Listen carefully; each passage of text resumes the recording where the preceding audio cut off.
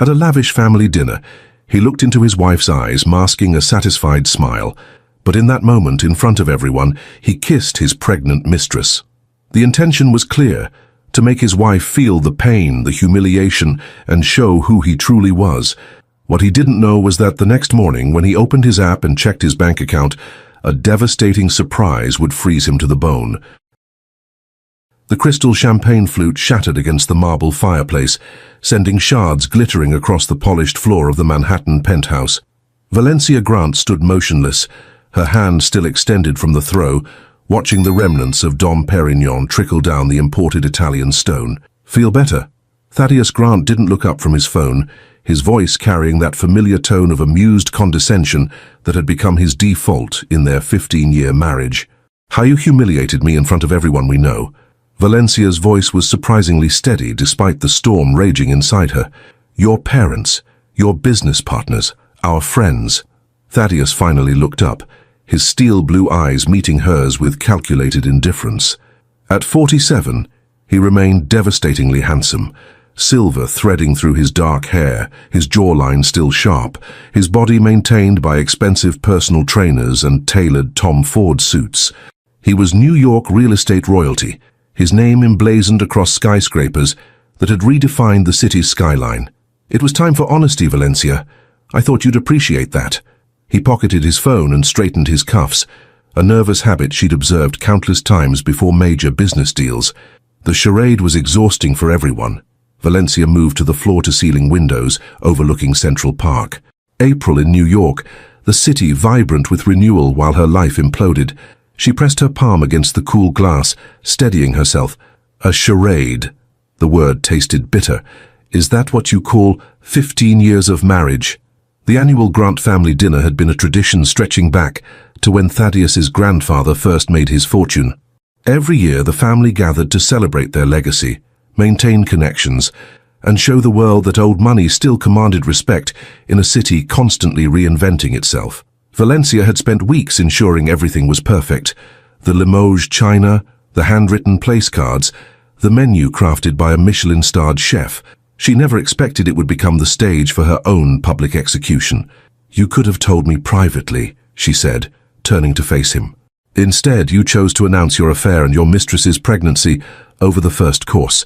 Was the humiliation part of your plan, or just a bonus?"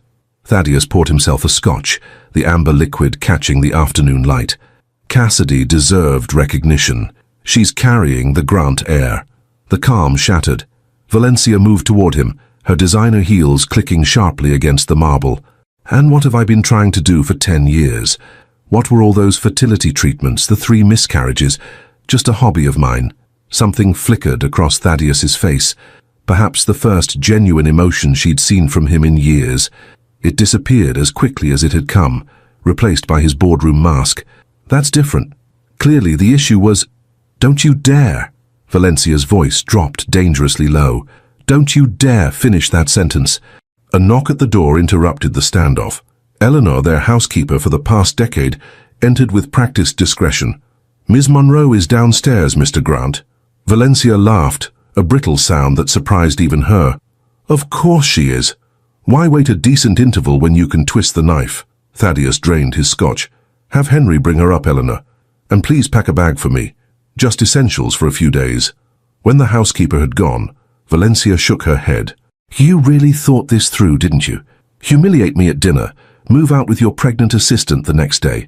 What's next in your master plan? Divorce papers delivered during my charity gala next week." "Don't be dramatic," Thaddeus said, checking his watch. "You'll be taken care of. The penthouse on 5th Avenue, a generous monthly allowance. You'll maintain your lifestyle." "My lifestyle," Valencia repeated. "That's what you think this is about, status, money, isn't it? You were a runway model with an expiration date when I met you. Now you're Mrs. Thaddeus Grant, on the board of the Metropolitan Museum, hosting galas for causes you can barely pronounce." The words hit like physical blows. Valencia moved to the bar, her hands trembling slightly as she poured herself a drink.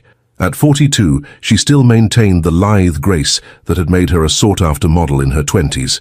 Her chestnut hair fell in carefully styled waves, her makeup applied with professional precision, even in the midst of her world collapsing. Image was armor in their social circle, and she'd learned never to show weakness. "You have no idea who I am," she said quietly. "After 15 years, you never bothered to find out." Thaddeus's phone chimed. He glanced at it, his expression softening in a way it never did for Valencia anymore. "Cassidy's waiting. We can have lawyers handle the details." "Like you handled telling your father." Cornelius looked ready to have a stroke. A flash of unease crossed Thaddeus's face. "My father is old-fashioned. He'll understand when he calms down. The Grant legacy will continue. That's what matters to him."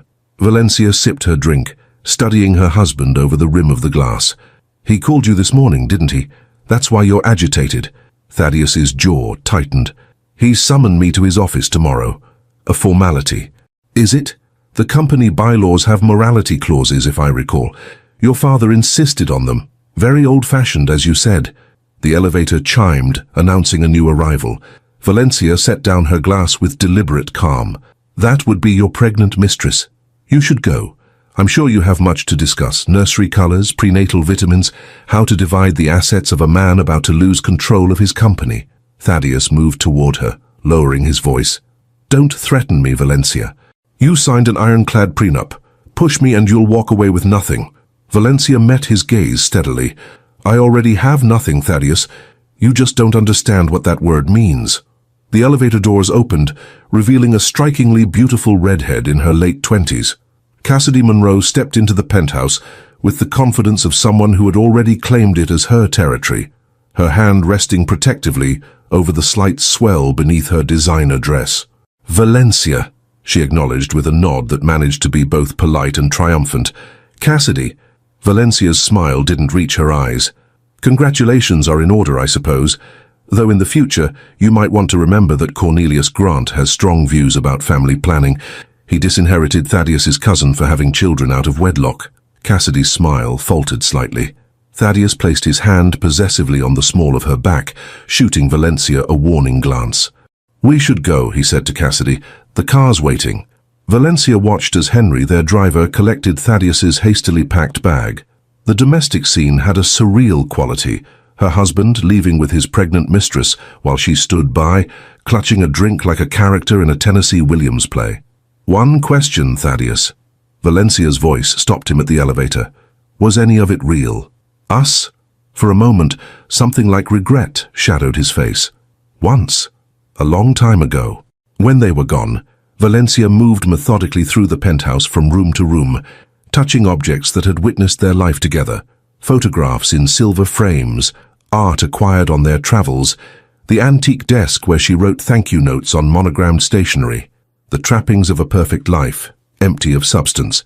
In Thaddeus's home office, she sat at his desk, running her fingers over the polished wood. 15 years as the perfect corporate wife, charming at dinner parties, philanthropic in the right circles, silent when necessary. She'd subsumed herself so completely in the role that she barely recognized the woman she'd been before. Her phone rang, displaying her sister-in-law's name. She let it go to voicemail. Then came texts from friends who'd witnessed last night's debacle, their concern thinly veiling their appetite for gossip. Valencia silenced the phone. Instead, she opened Thaddeus's computer. He'd always been careless with passwords around her, confident that she lacked both the interest and intelligence to access his business affairs. His arrogance would be his undoing. Valencia pulled a notebook from her purse and began taking methodical notes as she navigated through files and emails. 3 months ago, she'd noticed discrepancies in household accounts, small at first, then larger sums. She'd hired a private investigator, expecting to find evidence of the affair she already suspected. What she discovered instead was far more valuable. The elevator chimed again. Valencia closed the computer and composed herself. The doors opened to reveal Cornelius Grant, imposing even at 80, leaning on a mahogany cane that matched the hardness in his eyes. "I assume my son has fled the scene of his crime," he said without preamble. "With his mistress in tow," Valencia confirmed, rising to greet her father-in-law with a kiss on his weathered cheek. Cornelius lowered himself into a chair, waving away her offer of a drink. "I've come from an emergency meeting with the board's legal counsel. The situation is complicated. Because your son is embezzling from the company to fund secret accounts in the Caymans." Valencia sat across from him, her posture perfect, another habit from her modeling days. Cornelius's bushy eyebrows rose. You know, I had suspicions, then proof. She lifted her notebook. Dates, amounts, account numbers, all documented. When did you become so formidable, my dear? Valencia smiled thinly. When your son stopped seeing me as a human being. Cornelius studied her, his expression softening slightly. I failed you both. I saw the changes in him, the entitlement, the cruelty, and did nothing. We all have regrets. Valencia leaned forward. But now we have choices. What's yours going to be, Cornelius? The old man's face hardened. The Grant name has stood for something in this city for 3 generations. Honor, integrity. Are those still meaningful concepts, or just marketing terms for the annual report? Cornelius tapped his cane against the floor, a habit when he was thinking deeply. You have a plan. I can see it in your eyes. Valencia rose and moved to the bar, pouring 2 fingers of the rare scotch Thaddeus reserved for closing major deals. She handed one to Cornelius and raised her glass. To the future of Grant Enterprises, she said, which will not include your son. Cornelius clinked his glass against hers, his eyes glinting with newfound respect and something that might have been admiration. Tell me everything. As Valencia laid out her strategy, she felt a strange lightness spreading through her chest. For 15 years she'd been arm candy, a trophy, an accessory to the Grant legacy. Now she would be its salvation, and the architect of Thaddeus's downfall. Her phone buzzed with a text from an unfamiliar number. We need to talk. It's about Thaddeus. And the baby. Cassidy. Valencia showed the message to Cornelius, whose eyebrows rose again. Interesting, he murmured. It seems not all is well in paradise. Valencia smiled, a genuine smile that transformed her face. Paradise is about to become hell, just not for me. She typed a quick reply to Cassidy. Mandarin Oriental, noon tomorrow, come alone. The game was just beginning. Valencia arrived at the Mandarin Oriental precisely at 11:45, selecting a secluded table with a view of both the entrance and Columbus Circle below. The tea room's hushed elegance provided the perfect backdrop for what promised to be an illuminating conversation. She observed Cassidy's entrance with clinical detachment. The younger woman scanned the room anxiously before spotting Valencia, then straightened her shoulders and approached with deliberate confidence. Up close, the strain beneath her polished exterior was evident. Sleepless shadows under carefully concealed with makeup, a nervous twitch at the corner of her mouth. You're looking well, Valencia said, pouring tea without offering to shake hands. Pregnancy suits you.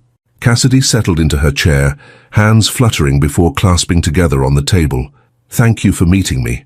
I know this is uncomfortable. Is it? I find clarity quite comfortable, actually. Valencia sipped her tea. You wanted to talk. So talk. It's about Thaddeus. Cassidy leaned forward, lowering her voice. Things aren't what they seem. They rarely are with my husband. The baby.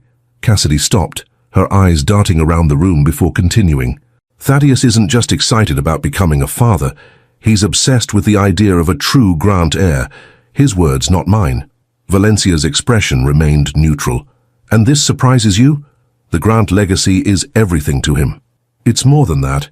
Last night he was on the phone with his lawyers talking about trust funds, DNA testing, blood quantum.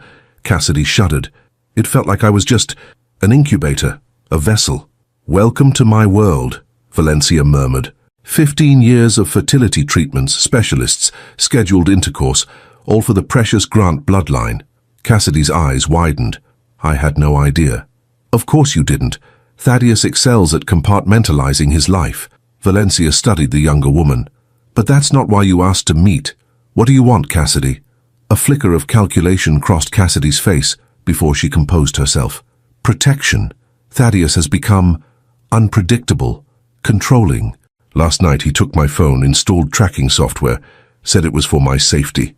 And the baby's safety, I imagine, Valencia added. The heir apparent must be protected at all costs. Cassidy nodded, a tear slipping down her cheek. I made a terrible mistake. I thought he loved me, but spare me. Valencia's voice hardened. You were his executive assistant. You saw how he treated me, how he operated. You knew exactly who he was when you got involved with him. I didn't know about the financial irregularities, Cassidy whispered. The offshore accounts, the shell companies. He's been moving money for years. Valencia set down her teacup with deliberate care. What exactly are you proposing? Information in exchange for protection. I have access to files, passwords, communications that prove what he's been doing. I can help you and his father take him down. Cassidy's hand moved protectively to her stomach. In return, I want security for my child. And myself. The waiter appeared with a tray of delicate pastries. Valencia waited until he departed before responding. Why not go to the authorities yourself? Because I'm implicated. Cassidy's facade cracked further. He had me set up some of the accounts, route certain transactions.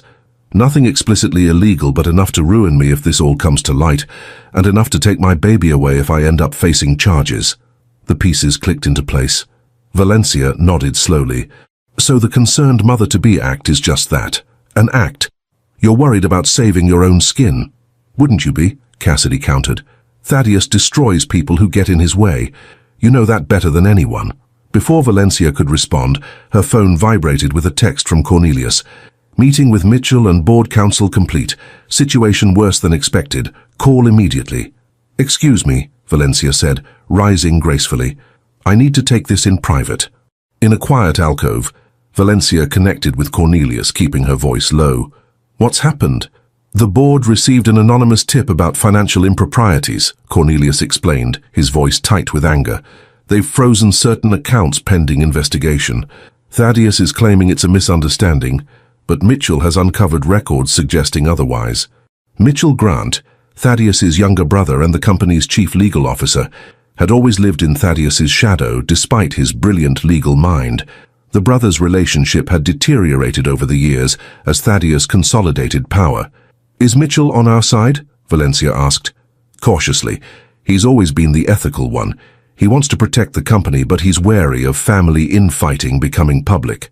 Valencia processed this new information. Cassidy claims to have evidence of Thaddeus's financial schemes. She wants protection in exchange for cooperation. A thoughtful silence. Can she be trusted? Absolutely not, but her self-interest might align with ours temporarily. Proceed with caution, Cornelius advised. And Valencia. Thaddeus called an emergency executive committee meeting for tomorrow morning. He's moving faster than we anticipated. Valencia ended the call and returned to find Cassidy nibbling nervously at a pastry. I need specifics, Valencia said, sitting down. What exactly do you have and how would you provide it? Cassidy glanced around before pulling a small USB drive from her purse. Everything's here. Account numbers, transaction records, emails instructing me to move funds. Even recordings of phone calls. Recordings? I'm not stupid, Cassidy said defensively. I started documenting everything 6 months ago when I realized how deep it went. Insurance policy. Valencia didn't reach for the drive. And what do you want in return? Be specific. Financial security, a clean break from Thaddeus with no legal repercussions, and a guarantee that he won't get custody of my child. That's a tall order. It's non-negotiable. Cassidy's chin lifted. I've seen what Thaddeus does to women who've outlived their usefulness to him. I won't become another Valencia Grant. The barb landed as intended. Valencia's eyes narrowed. Careful. Cassidy leaned forward. I'm sorry, that was cruel, but you need me as much as I need you. Thaddeus is meeting with Blackwood Partners tomorrow. He's planning to use their investment to dilute Cornelius's controlling shares. Valencia felt a chill. Blackwood Partners was a notoriously aggressive private equity firm. If they backed Thaddeus, the balance of power would shift dramatically. How do you know this? I set up the meeting, drafted the proposal. Cassidy slid the USB drive across the table. All the details are here, including his presentation outlining the new direction for Grant Enterprises, a direction that doesn't include his father, or you. Valencia pocketed the drive, mind racing. I'll need time to verify this information. Time is something we don't have. Once Blackwood Partners signs on, Thaddeus becomes untouchable. Their conversation was interrupted by Valencia's phone ringing. The screen displayed Henry's name, their driver, who'd left with Thaddeus yesterday. Henry, what's wrong? The driver's voice was hushed, urgent. Mrs. Grant, I'm at Mr. Grant's downtown apartment. He's instructed me to deliver papers to you this afternoon. Divorce papers. Valencia's grip tightened on the phone. Already? The ink on his betrayal is barely dry. There's more, Henry continued, his loyalty to Valencia evident in his tone. He's meeting with the building manager at your penthouse tomorrow to discuss changes to security access. I believe he intends to lock you out. Thank you, Henry. Wait for further instructions. Valencia ended the call, her expression revealing nothing to the watching Cassidy. Bad news? Cassidy inquired with poorly disguised curiosity. Thaddeus is moving faster than anticipated, Valencia replied, calculating her next move. He's filing for divorce today and attempting to restrict my access to our home. Cassidy paled. That's his playbook. Isolate, then destroy. A playbook you were happy to participate in until recently, Valencia reminded her coolly. She signaled for the check, decision made. I'll take your information to Cornelius. If it proves valuable, we'll discuss terms for your protection. I need more than vague assurances. Valencia fixed Cassidy with a penetrating stare. What you need is to decide which devil you fear more, Thaddeus or me. At least I'm offering a chance for redemption.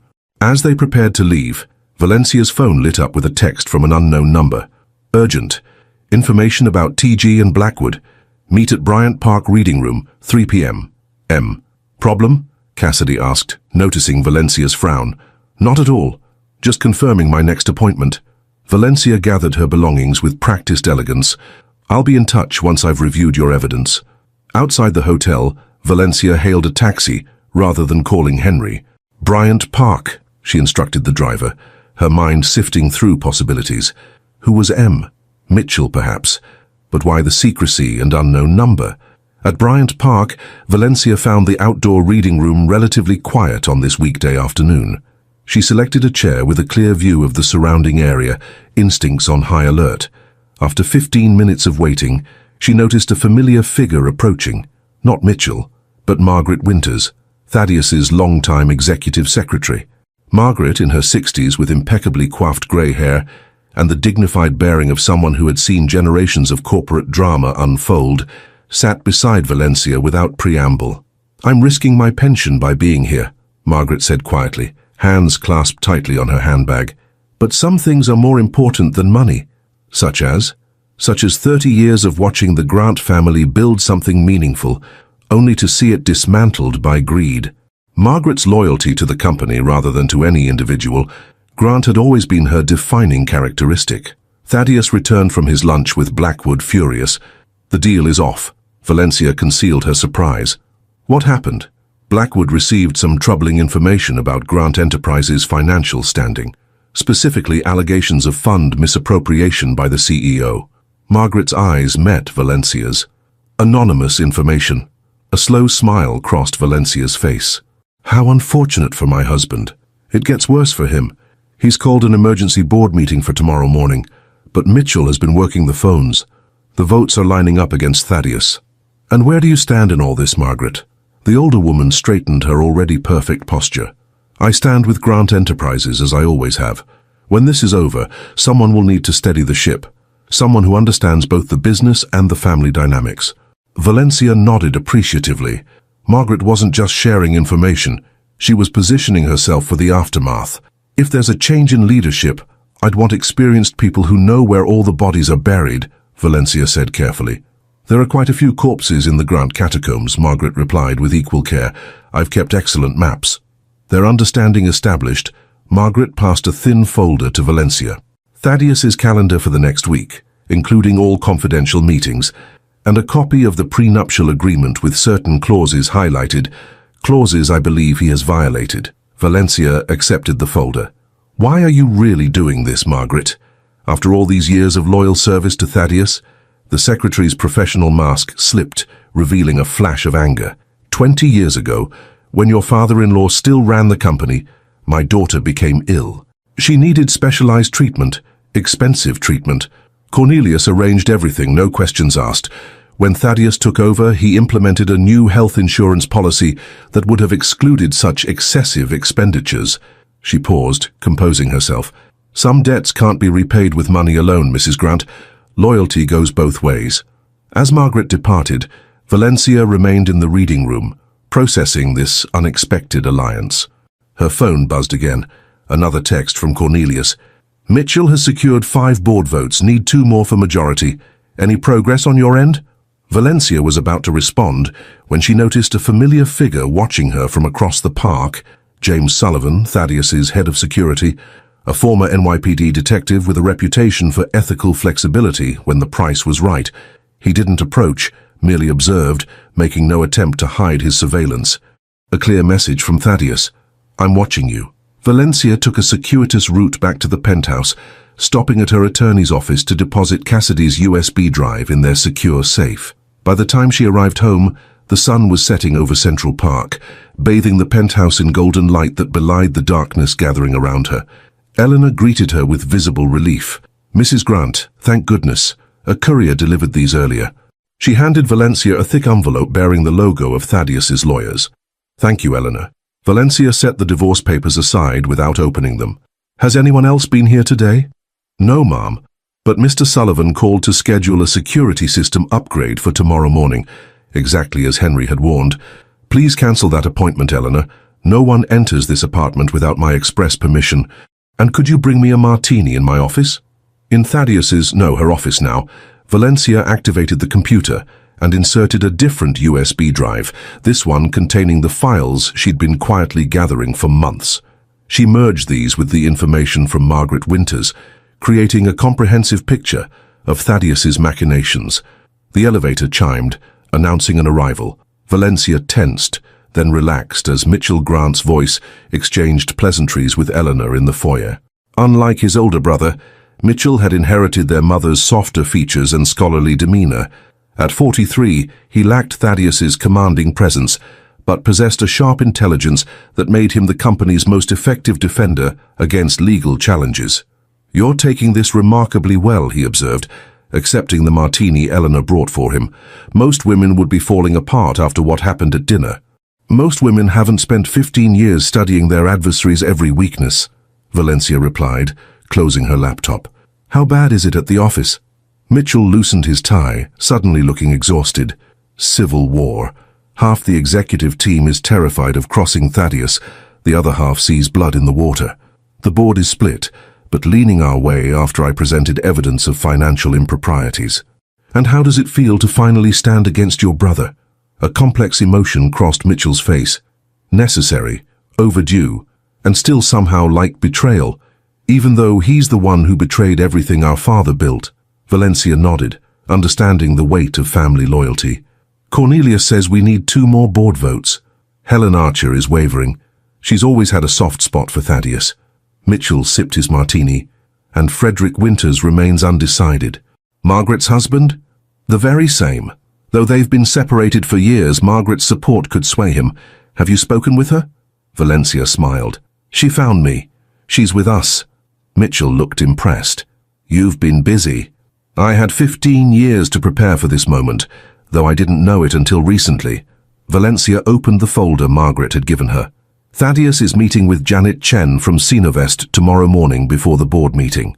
She controls substantial shares through various investment groups." Mitchell straightened.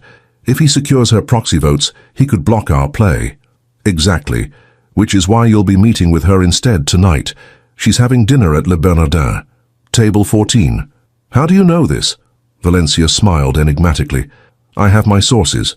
In truth, she'd spent years cultivating relationships with the spouses, assistants, and service staff that orbited New York's elite. People Thaddeus considered invisible, beneath his notice. They saw everything, heard everything, and many owed Valencia favors for her discreet assistance with personal matters over the years. "What about Cassidy?" Mitchell asked. "Is she a threat or an asset?" "Both. She has valuable information but her own agenda." Valencia hesitated, then continued. "She's carrying your brother's child. How does that factor into your calculations?" Mitchell's expression darkened. "A child shouldn't pay for its father's sins, but Thaddeus using an unborn baby as a corporate chess piece is reprehensible. We'll need to address it eventually. One crisis at a time." Mitchell finished his drink and stood. "I should head to Le Bernardin if I'm going to intercept Janet Chen." As Valencia walked him to the elevator, Mitchell paused. "Valencia, if this works, if we remove Thaddeus, what do you want out of it? Money? Revenge?" It was a question Valencia had asked herself repeatedly over the past 72 hours. The answer had crystallized only recently. "Justice," she said simply. "For everyone he's hurt, everyone he's used, and a chance to reclaim myself from the shell I became to please him." Mitchell studied her with newfound respect. You might be the strongest Grant of us all. After he departed, Valencia returned to the office and opened the divorce papers. As expected, Thaddeus's offer was insultingly inadequate, a small fraction of the fortune they'd built together, contingent on her discretion regarding his affairs, both business and personal. Her phone rang. Cassidy again. He knows. Cassidy's voice was barely above a whisper. Thaddeus knows I met with you. He's talking about having me committed for prenatal depression, gaining emergency custody of the baby when it's born. He says no one will believe me over him. Valencia heard genuine fear in the younger woman's voice. Where are you now? Outside his apartment. He thinks I'm getting air. I don't know what to do. A decision crystallized in Valencia's mind. Come to the penthouse. Use the service entrance. I'll alert security to expect you. Why would you help me after everything? Because taking down Thaddeus will require all the ammunition we can gather. Valencia paused, her voice hardening. And because I want him to know how it feels to lose everything he values, piece by piece, just as I did. After ending the call, Valencia stared out at the Manhattan skyline, lights glittering against the darkening sky. For 15 years, she'd been the perfect corporate wife, sacrificing her identity at the altar of Thaddeus's ambition. Now she would use everything she'd learned during those years, every secret, every connection, every observation, to dismantle him completely. Her phone lit up with a text from an unknown number. Security footage from Grant Tower shows TG removing files from vault at 2 a.m. Board must be informed. Need secure channel. JS. James Sullivan, Thaddeus's head of security, the same man who'd been watching her earlier. Another player changing sides as Thaddeus's ship began to sink. The game was evolving rapidly, alliances shifting like quicksand. Tomorrow's board meeting would determine not just the future of Grant Enterprises, but the fate of everyone in Thaddeus Grant's orbit. Valencia opened her safe and removed a small recording device, another insurance policy she'd implemented months ago when her suspicions about Thaddeus first crystallized. On it was a conversation that would destroy any remaining support for her husband if revealed. The question now was not whether to use it, but when. Timing would be everything. The doorman called to announce Cassidy's arrival through the service entrance. Valencia took a deep breath, steeling herself for the next phase of her carefully orchestrated campaign. By this time tomorrow, Thaddeus Grant would understand that he'd underestimated his wife for the last time. Dawn broke over Manhattan, painting the skyline in hues of gold and rose. Valencia stood at the window of her home office, watching the city awaken, while finalizing preparations for the day ahead. She hadn't slept, fueled instead by a potent mixture of adrenaline and resolve. Behind her, Cassidy dozed fitfully on the leather sofa, her face troubled even in sleep. The younger woman had arrived the previous night in a state of barely controlled panic, clutching a small overnight bag and sporting a bruise on her wrist that she refused to discuss. Valencia's phone vibrated with a text from Mitchell. Janet Chen committed. We have the votes. Board meeting moved up to 9 a.m. A crucial victory, but only the first of many battles that would unfold today. Valencia texted back a simple acknowledgement, then turned as Cassidy stirred and sat up. What time is it? Cassidy asked, her voice hoarse from crying. Just after 6. The board meets at 9. Valencia handed her a glass of water. How are you feeling? Cassidy's hand moved instinctively to her stomach. Scared for both of us. Thaddeus doesn't know you're here. No, I left my phone at his apartment so he can't track me. Cassidy sipped the water, her hands trembling slightly. What happens now? Valencia considered the woman before her. Rival, accomplice, victim.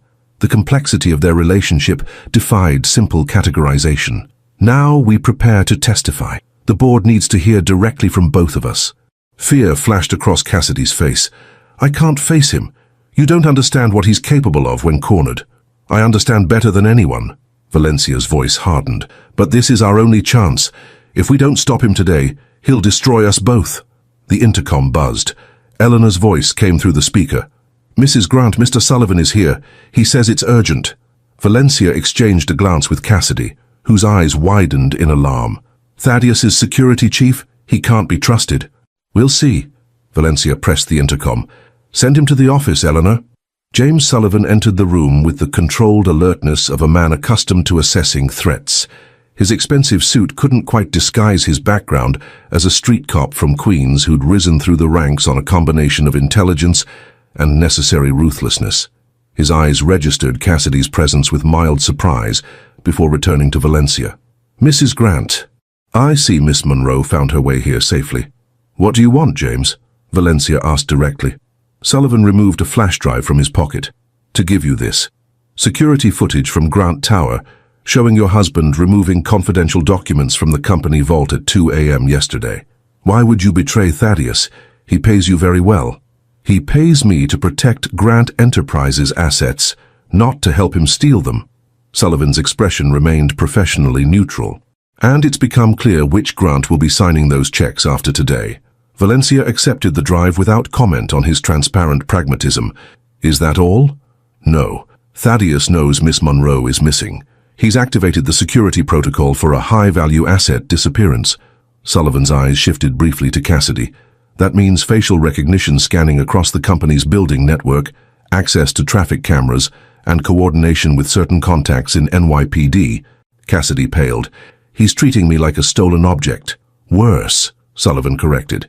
"He's treating you like a security breach. He's convinced you took sensitive information." "Which she did," Valencia pointed out. Sullivan shrugged. "Not my concern, but you should know he's on his way here now. Apparently the building manager tipped him off about Miss Monroe's arrival last night, despite your instructions." Valencia processed this information rapidly. "How much time do we have?" 20 minutes, maybe less." Sullivan moved toward the door. "I was never here. Good luck, Mrs. Grant." After he departed, Cassidy looked at Valencia with mounting panic. "We need to leave. Now." "No." Valencia's decision crystallized with sudden clarity. "That's exactly what he expects. We're not running." "You don't understand." "I understand perfectly." Valencia opened her desk drawer and removed a small recording device. "This is our moment, Cassidy. When Thaddeus arrives, I want you to hide in the adjoining room. Record everything you hear." Cassidy stared at the device. "What are you going to do?" "I'm going to give my husband exactly what he wants, a confrontation. And in doing so, I'll give the board exactly what they need to remove him permanently." Uncertainty wavered across Cassidy's face. "This is too dangerous." "Every moment with Thaddeus has been dangerous. I just didn't recognize it until now." Valencia handed her the recording device. "This is our chance to be free, both of us." 20 minutes later, Valencia sat calmly at her desk when the elevator announced Thaddeus's arrival. She heard his voice in the foyer, demanding to know where Cassidy was. Eleanor's measured response, his footsteps approaching, heavy with purpose. He burst into the office without knocking, his normally immaculate appearance showing signs of strain. His tie was slightly askew, his eyes bloodshot from lack of sleep. "Where is she?" he demanded without preamble. Valencia looked up from the document she'd been pretending to read. "Good morning to you too, Thaddeus." "Don't play games, Valencia. I know Cassidy came here last night. Your pregnant mistress sought refuge with your wife." Valencia's smile was glacial. "There's a certain poetry in that, don't you think?" Thaddeus moved closer, looming over the desk. "This isn't a joke. She's unwell, emotionally unstable. The doctor is concerned about her pregnancy." "Which doctor?" "The one you paid to declare her mentally incompetent so you could control her and your child." Valencia maintained her composure. "You're becoming predictable, Thaddeus." His facade cracked slightly. "You have no idea what you're interfering with. Where is she?" "Safe from you. That's all you need to know." Thaddeus slammed his palm on the desk, his control slipping. "She has documents that could destroy everything I've built. Everything we've built."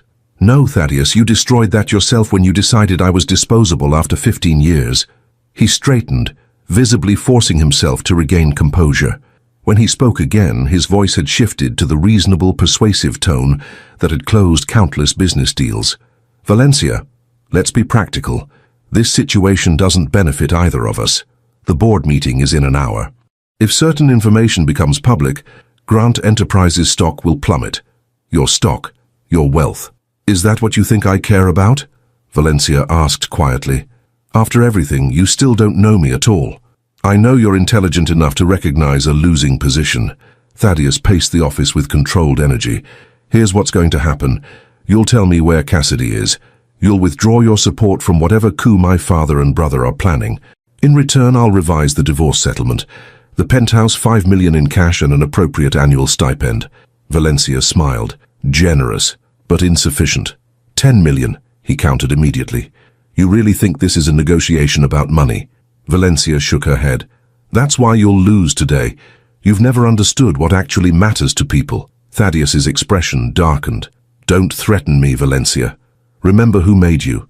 Before me, you were just another aging model with nowhere to go but down. I gave you this life, and now I'm taking it back. My life, not the one you scripted for me. Something dangerous flickered in Thaddeus's eyes.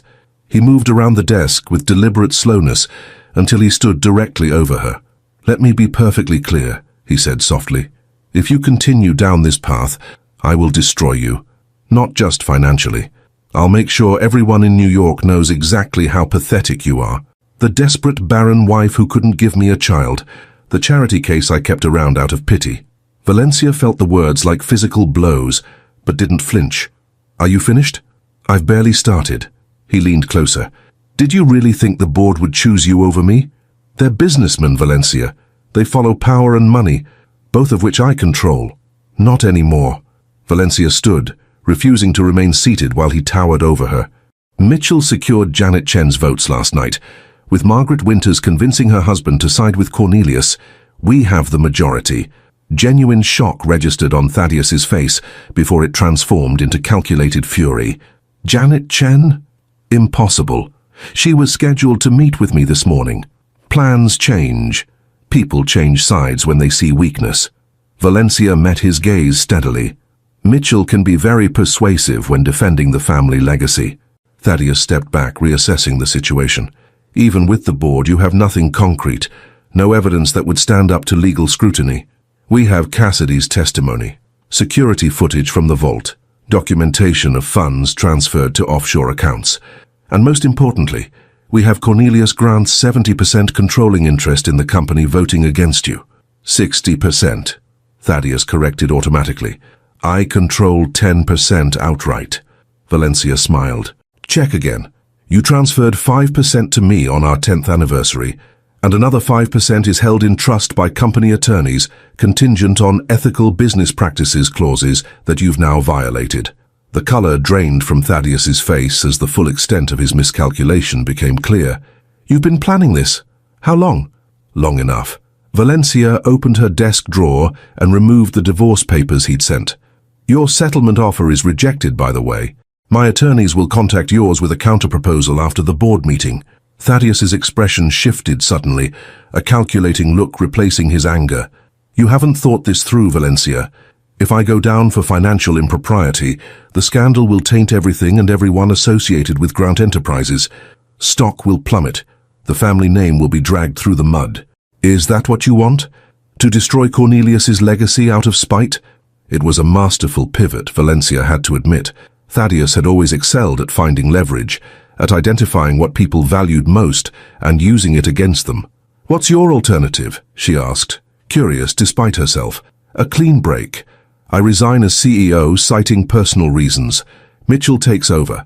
I retain my shares but step away from operations. No scandal. No criminal investigations. The company and family name remain untarnished. Valencia considered his offer.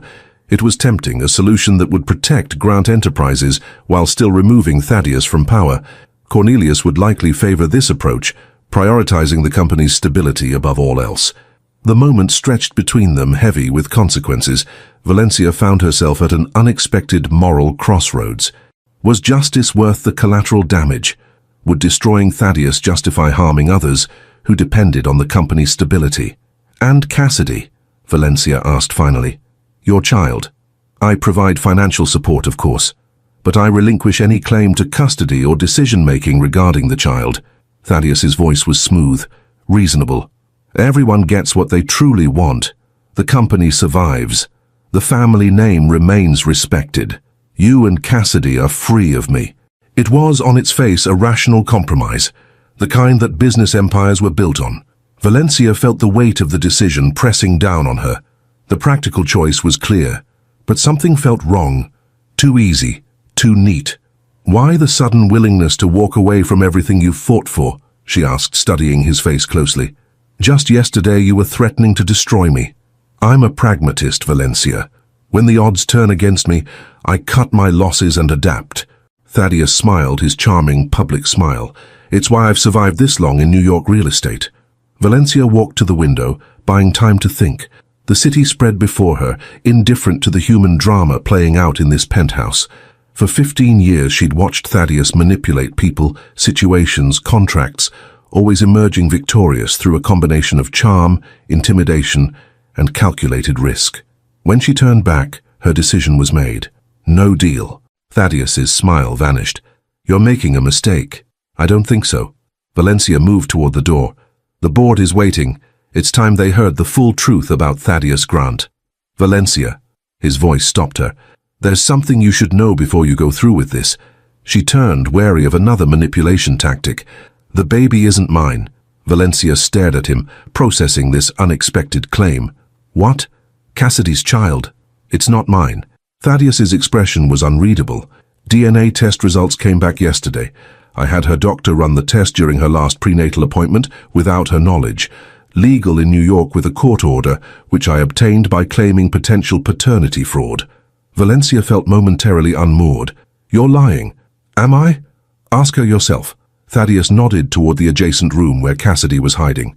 She's been sleeping with Mitchell for months. My own brother. The door to the adjoining room opened slowly. Cassidy emerged, face ashen, the recording device clutched in her trembling hand. Is it true? Valencia demanded. Cassidy's silence was answer enough. Her eyes darted between Valencia and Thaddeus, calculating her best move in this new reality. Tell her, Cassidy, Thaddeus prodded. Tell her how you and Mitchell planned this from the beginning. How convenient that he's positioned to take over as CEO while carrying on with my assistant. How helpful that he had someone inside my inner circle feeding him information. It wasn't like that, Cassidy whispered. Mitchell and I... It happened once, maybe twice. It didn't mean anything. Valencia felt as though the floor were shifting beneath her feet. Mitchell, quiet, ethical Mitchell, had said nothing about this relationship when they were planning Thaddeus's removal. Another layer of deception in a situation already riddled with lies. Thaddeus looked almost pleased despite his predicament. The Grant men have a type, it seems. Ambitious women who see us as stepping stones. Valencia's phone buzzed insistently, Cornelius no doubt wondering why she hadn't arrived for the pre-board strategy session. She silenced it, needing time to recalibrate. This changes nothing about your financial misconduct, she said finally, or about our divorce. Perhaps not. Thaddeus straightened his tie, a man regaining his balance. But it certainly complicates your alliance with Mitchell, doesn't it? Can you really trust him to have your interests at heart once he's CEO? Or will he protect Cassidy at your expense? It was a legitimate question, one Valencia didn't have an immediate answer for. The board meeting starts in 20 minutes, she said, buying time. We should all be there. Indeed. Thaddeus moved toward the door with renewed confidence. It promises to be quite illuminating, for everyone. After he departed, Valencia turned to Cassidy, who had sunk onto the sofa, head in her hands. Mitchell? Valencia asked quietly. Of all people? It just happened. Cassidy looked up, eyes swimming with tears. Thaddeus was becoming increasingly controlling, paranoid. Mitchell was kind, attentive. One night after work, spare me the details. Valencia held up a hand. Does Mitchell know about the baby? No. I never told him it could be his. Cassidy's voice dropped to a whisper. I wasn't sure myself until recently. Valencia absorbed this information, recalibrating her understanding of everyone involved. Mitchell, the supposed moral compass of the Grant family, had been sleeping with his brother's mistress. Cassidy had leveraged her pregnancy to secure protection from both Grant brothers, and Thaddeus, despite being betrayed, seemed almost energized by this new complexity. The recording, Valencia said suddenly, remembering their original purpose. Did you get it all? Cassidy nodded, handing over the device. Everything, including his threat to destroy you. Valencia pocketed it, mind working rapidly. The stakes had shifted, alliances fracturing in unexpected places. But one thing remained clear. Thaddeus Grant was still the primary threat. His financial crimes were real, documented, and damaging to everyone associated with the company. We proceed as planned, Valencia decided. The board needs to know about Thaddeus's financial misconduct, regardless of these personal complications. And Mitchell? Cassidy asked hesitantly. Valencia checked her watch. 15 minutes until the board meeting. 15 minutes to reshape her strategy in light of this revelation. That depends on Mitchell, she said finally, and whether he's prepared to be honest about all his actions. As they prepared to leave for Grant Tower, Valencia's phone rang again. This time it was James Sullivan. "Mrs. Grant," his voice was tense, urgent. "There's something you need to know before the board meeting. I've just discovered that Thaddeus has been moving assets to a secondary holding company for months, Black Spire Holdings. I'm aware of his offshore accounts." "This is different," Sullivan interrupted. "Black Spire was incorporated in Delaware 3 months ago. The sole shareholder isn't Thaddeus. It's Penelope Grant." Valencia froze. "Mitchell's wife?" "Yes. And according to the records I've found, nearly 40% of Grant Enterprises' liquid assets have been transferred there over the past 6 weeks, with dual signatures on every transaction. Thaddeus and Penelope," Valencia murmured, pieces clicking into place. Quiet, background Penelope, who attended every family function but rarely spoke, who had access to both brothers through her marriage, who had been with the family longer than Valencia herself. "There's more," Sullivan continued. "I've been tracking Thaddeus's movements for weeks now. He's been meeting regularly with Penelope at a property in Connecticut, private meetings, off both their official calendars." The final piece of the puzzle slid into place with sickening clarity. Not Mitchell and Cassidy, Thaddeus and Penelope. The ultimate betrayal, not just of Valencia, but of Mitchell as well. "Are you still at the tower?" Valencia asked, her mind racing. "Yes, watching the board members arrive. Find Mitchell. Tell him to meet me at the executive entrance immediately, and James, tell no one else about this, especially not Cornelius." Valencia ended the call and turned to find Cassidy watching her with wary confusion.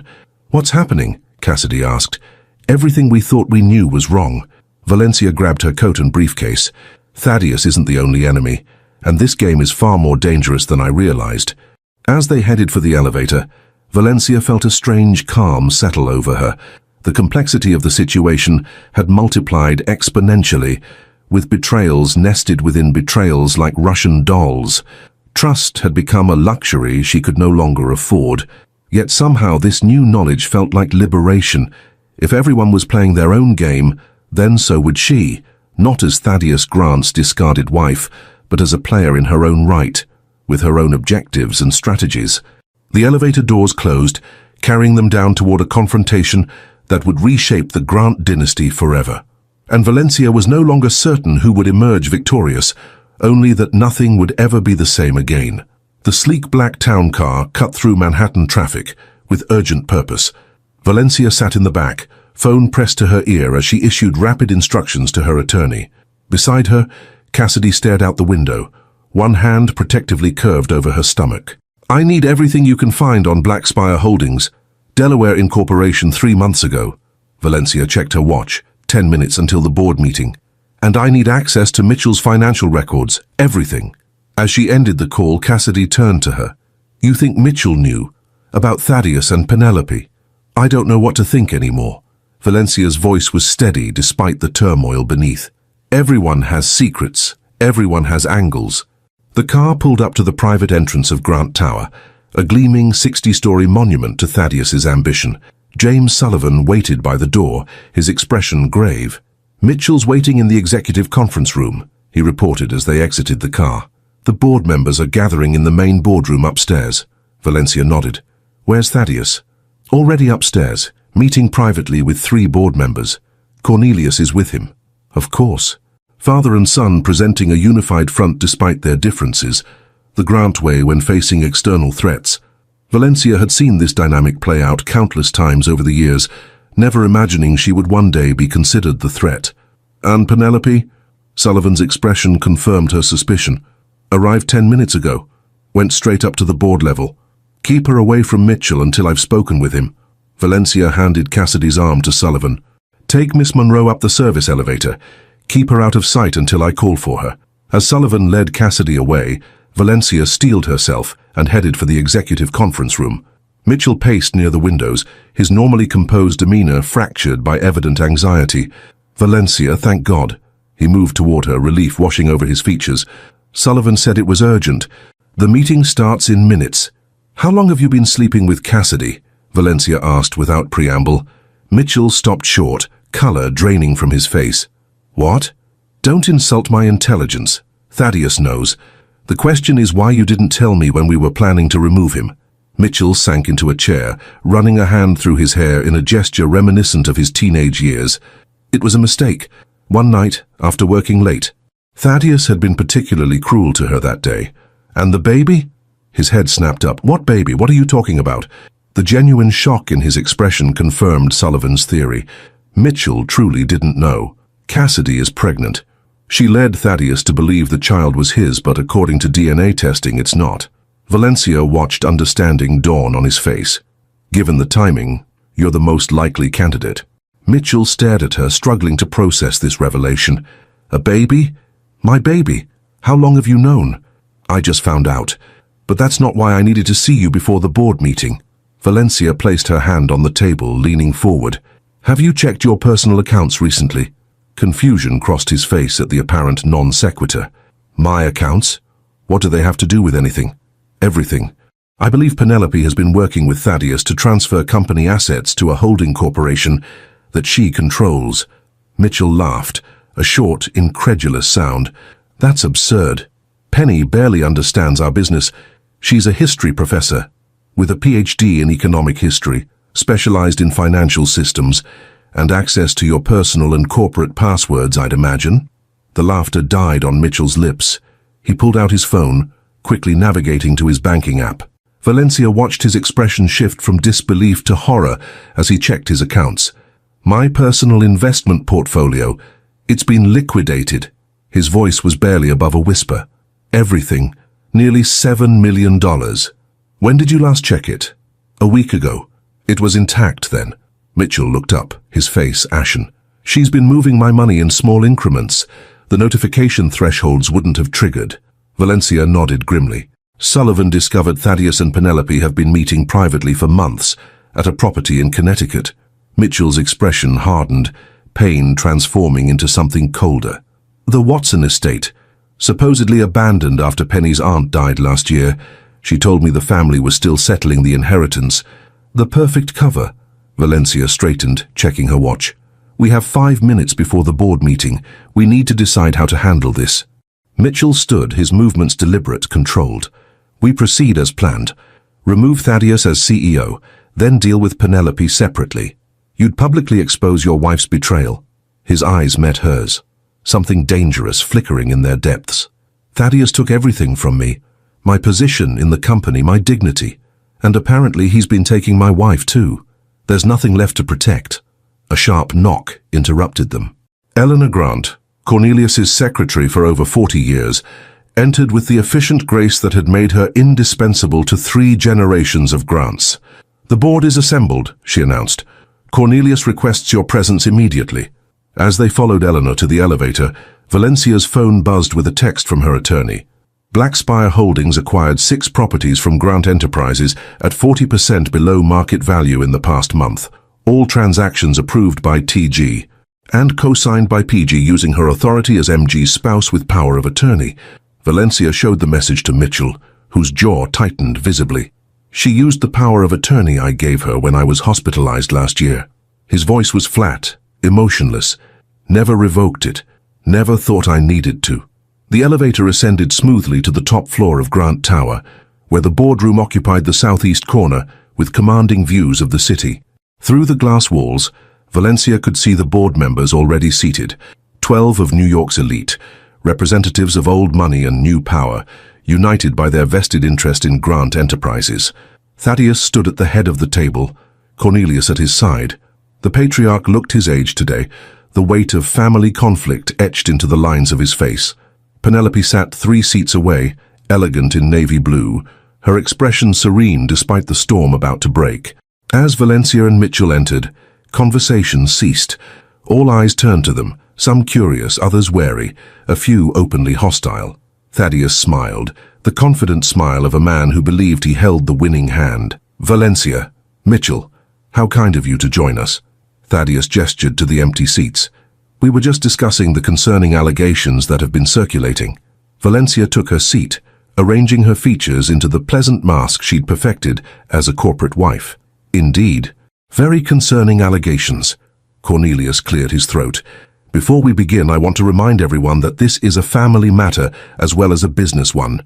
Whatever decisions we make today must serve both interests. Frederick Winters, the board's senior member and Margaret's estranged husband, leaned forward. With all due respect, Cornelius, embezzlement allegations transcend family concerns. If there's evidence of financial impropriety, we have a fiduciary responsibility to address it. Alleged impropriety, Thaddeus corrected smoothly, based on incomplete information and misunderstandings. Janet Chen, elegant and formidable at 72, fixed Thaddeus with an appraising stare. Then you should have no objection to a full forensic audit of all company accounts and transactions for the past year. A flicker of unease crossed Thaddeus's face before he regained his composure. Of course not. Transparency is essential.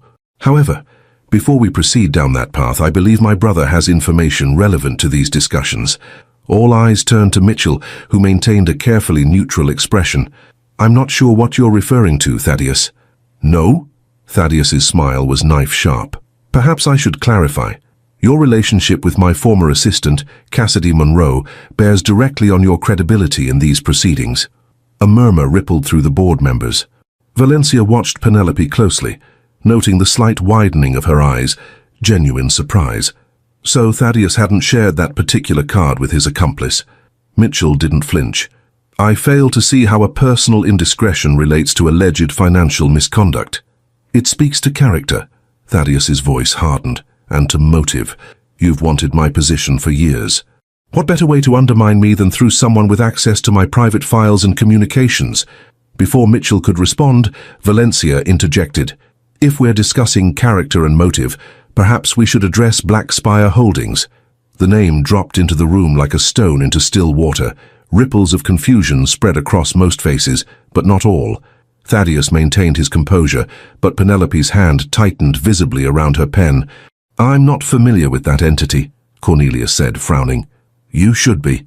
Valencia opened her briefcase and distributed folders to each board member. Black Spire Holdings was incorporated 3 months ago. Since then, it has acquired 6 properties from Grant Enterprises at significantly below market value. Properties with a combined worth of nearly $100 million sold for $60 million. Frederick Winters flipped through the documentation, his expression darkening.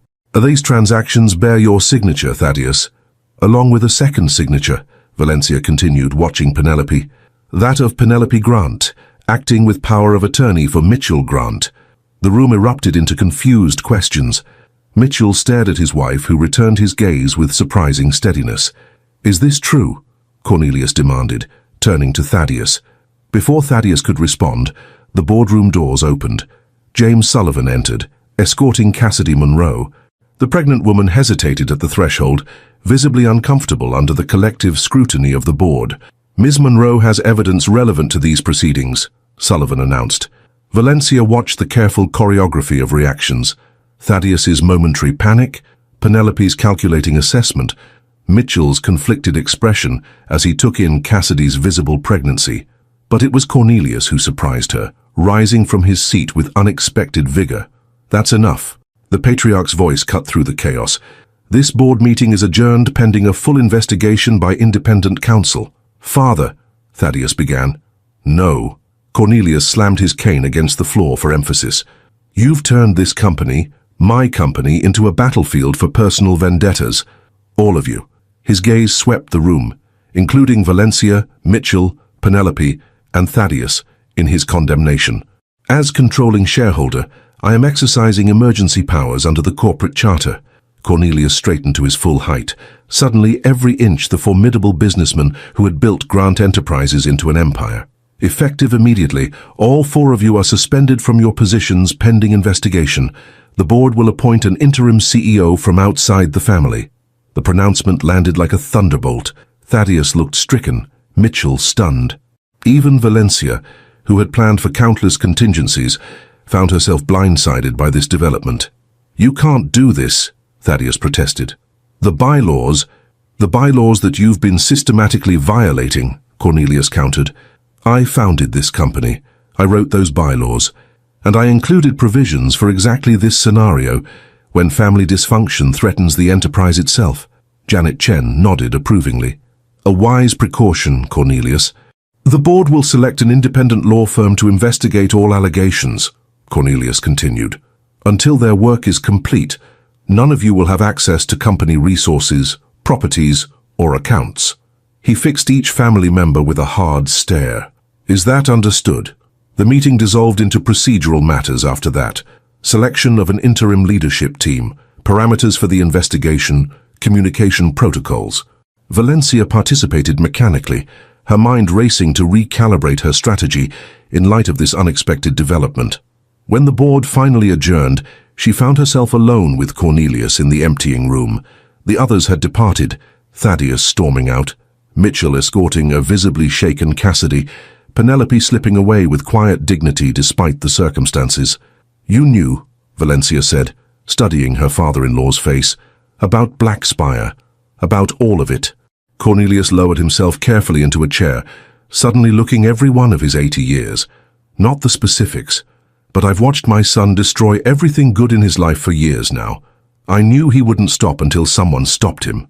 And that someone is you. It should have been me long ago. Regret shadowed his features. I enabled him, made excuses, looked the other way when his methods became questionable. I bear responsibility for what he became. Valencia sat beside him, unexpectedly moved by his candor. What happens now? The investigation will proceed. The evidence against Thaddeus is substantial, from what I've seen. Criminal charges are likely. Cornelius turned to her, his gaze direct. But the company will survive. The Grant name will survive. And me? What place do I have in this future you envision? The old man studied her with newfound respect. That, my dear, is entirely up to you. An hour later, Valencia stepped out of Grant Tower into the bright midday sun. The events of the morning had altered the landscape of her life irrevocably. Thaddeus's career was effectively over. Mitchell's future hung in balance. The Grant dynasty, which had seemed so impregnable for so long, had been revealed as fragile, flawed, human. Her phone rang. Mitchell. Cassidy told me everything, he said without preamble. About the baby, about her arrangement with Thaddeus. Everything. And Valencia flagged down a taxi. I don't know what to think or feel. His voice was hollow with shock. I could be a father to a child conceived during a meaningless affair with my brother's mistress, while my wife was apparently conspiring with that same brother to steal from me. A bitter laugh escaped him. You can't make this stuff up. What will you do about Penelope? I confronted her after the meeting. She didn't deny it. Mitchell's voice hardened. She said it was just business, that Thaddeus offered her a better deal than being married to the eternal second-place Grant brother. Valencia winced at the cruelty. I'm sorry. Don't be. It's clarifying in a way. A pause. What about you? Where do you go from here? The taxi pulled up and Valencia gave the driver an address. Not the penthouse, but a brownstone in the West Village she'd purchased quietly 3 months ago under her maiden name. Forward, she said simply. Wherever that leads. After ending the call, Valencia leaned back against the seat, closing her eyes. For the first time in 15 years, she had no script to follow, no role to play, no expectations to fulfill. The sensation was terrifying and exhilarating in equal measure. The taxi pulled up to the brownstone, her brownstone, a modest building by Grant standards, but entirely hers. As she paid the driver and stepped onto the sidewalk, her phone buzzed with a text from an unknown number. We need to talk. I have information you'll want. Tonight, 8 p.m., the Carlisle, room 1506. Come alone. E. The initial could belong to several people in her orbit. Eleanor, Cornelius's secretary, Edward Blackwood of Blackwood Partners, even Elizabeth Grant, Thaddeus's college-aged cousin who worked summers at the company. Valencia hesitated, weighing the risks against her curiosity. After today's revelations, she was wary of further entanglements. Yet something about the message's tone suggested genuine urgency. Inside her new home, Valencia moved through sparse rooms not yet fully furnished. The emptiness felt appropriate, a blank canvas awaiting her imprint. In the small office overlooking a garden courtyard, she opened her laptop and began drafting a letter to Cornelius, declining the seat on the board he had quietly offered her during their private conversation. The Grant dynasty would continue its complex dance of power and betrayal without her. She had played her part in bringing Thaddeus to justice, but remaining entangled in Grant enterprises would only prolong her association with a past she was determined to leave behind. As evening approached, Valencia found herself drawn back to the mysterious text. Against her better judgment, she decided to meet this unknown E, one final loose end before closing the Grant chapter of her life permanently. She arrived at the Carlisle at precisely 8 p.m., taking the elevator to the 15th floor with measured steps. Room 1506 was at the end of a hushed corridor. Valencia knocked once, poised to retreat at the first sign of danger. The door opened to reveal Eleanor Grant, Cornelius's trusted secretary. The older woman's usually perfect composure was visibly frayed, her eyes darting nervously down the hallway. "Please, come in quickly," Eleanor urged. Valencia entered cautiously. The suite was elegant in the old-world style the Carlisle was famous for, but her attention was immediately drawn to the documents spread across the coffee table. "What is this about, Eleanor?" Valencia asked, remaining near the door. "Cornelius asked me to give you these." Eleanor gestured to the papers. "But not until after today's board meeting, no matter the outcome." Valencia moved closer, scanning the documents with growing astonishment. Transfer deeds, trust certificates, banking authorizations, all bearing Thaddeus's signature dating back 5 years. "I don't understand." Eleanor's expression softened with something like sympathy. "Cornelius has been planning for this day for years, ever since he first recognized what Thaddeus was becoming." Valencia picked up one of the documents, a transfer of ownership for a property in Provence, the vineyard she'd fallen in love with during their 10th anniversary trip. Thaddeus had dismissed her interest at the time, calling it a sentimental indulgence. Yet here was proof he had purchased it secretly, transferring ownership to a trust in her name. "There's more," Eleanor said, handing her a sealed envelope bearing Cornelius's distinctive handwriting. Valencia opened it with unsteady fingers, reading the enclosed letter with mounting disbelief. "My dear Valencia," Cornelius had written, "by the time you read this, the necessary justice will have been served. Thaddeus has been given every opportunity to redeem himself, but some flaws run too deep for correction. I failed him as a father, perhaps, but I will not fail you as a father-in-law. You brought grace, intelligence, and integrity to our family, qualities my son never truly appreciated. The enclosed assets are not compensation for your suffering, but recognition of the woman you truly are beneath the role you were forced to play. They are yours without condition or obligation. Use them to become whoever you wish to be, free from the Grant name and its burdens." A second page detailed the full extent of the assets, properties, investment accounts, art collections, all transferred legally and irrevocably to Valencia over the past 5 years without her knowledge. The total value was staggering. "He knew," Valencia whispered, looking up at Eleanor. "All this time he knew what Thaddeus was doing. To the company. To me." Eleanor nodded, her expression grave. "Cornelius sees everything, always has. He hoped Thaddeus would change on his own, but he prepared for the possibility that he wouldn't." Valencia sank onto the sofa, mind reeling with the implications. She had spent months planning her counter-offensive against Thaddeus, believing herself alone in the fight. Yet Cornelius had been working silently alongside her, laying groundwork for her financial independence and security, regardless of the outcome. "There's one more thing." Eleanor handed her a final document, a letter of resignation from Cornelius effective immediately, naming Valencia as his proxy for all voting shares until the investigation concluded. "Why would he do this? He trusts your judgment, and he's tired." Eleanor's voice softened. "The events of today have taken a toll. He suffered a minor cardiac episode after the meeting. He's resting now, under doctor's supervision at home." Valencia felt a pang of genuine concern for the old man, who had shown her more consideration than his son ever had. Will he be all right? If he rests, yes. But Grant Enterprises needs steady leadership during this transition. Cornelius believes you're the only one with both the intelligence and integrity to provide it. The responsibility settled on Valencia's shoulders like a mantle, unexpected, heavy with obligation, yet somehow fitting. She had entered the Grant family as an ornament, evolved into a strategist, and now stood poised to become its steward during its darkest hour. "What about Thaddeus?" she asked. "And Mitchell? Penelope. Eleanor's expression hardened. Justice will take its course. The evidence has been provided to the appropriate authorities. What happens next is out of our hands. As Eleanor prepared to leave, Valencia found herself asking one final question. Did Cornelius know about Cassidy's baby?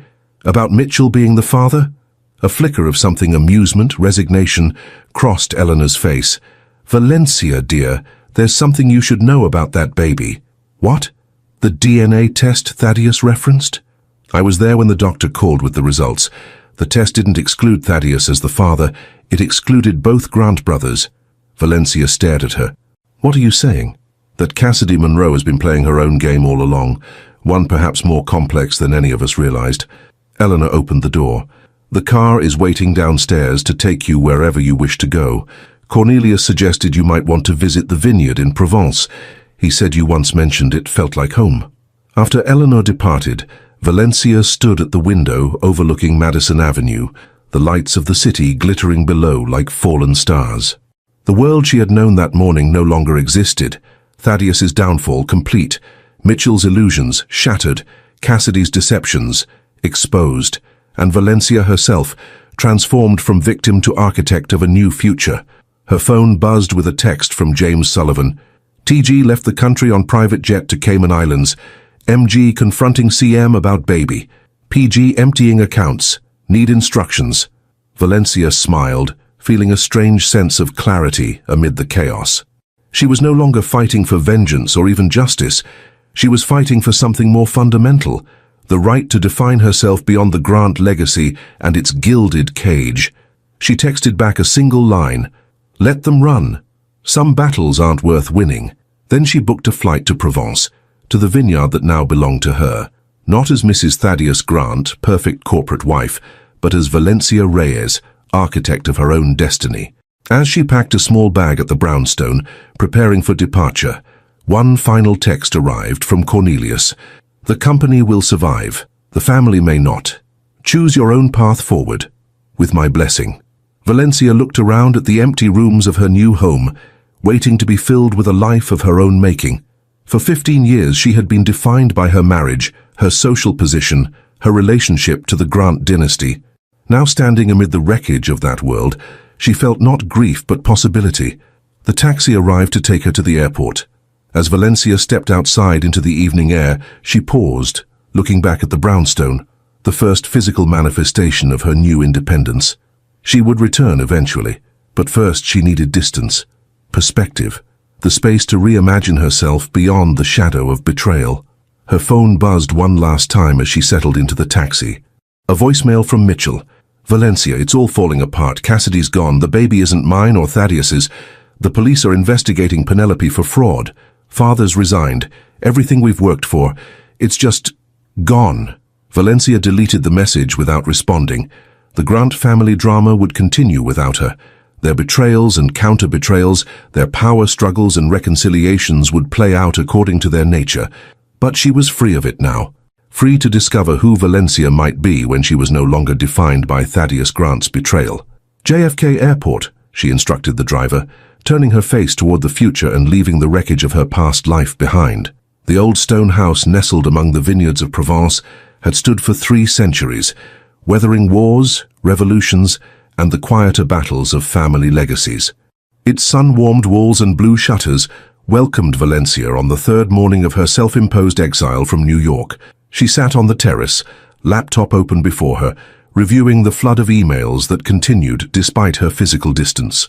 The investigation into Grant Enterprises had expanded, with federal authorities now examining financial records spanning the last decade.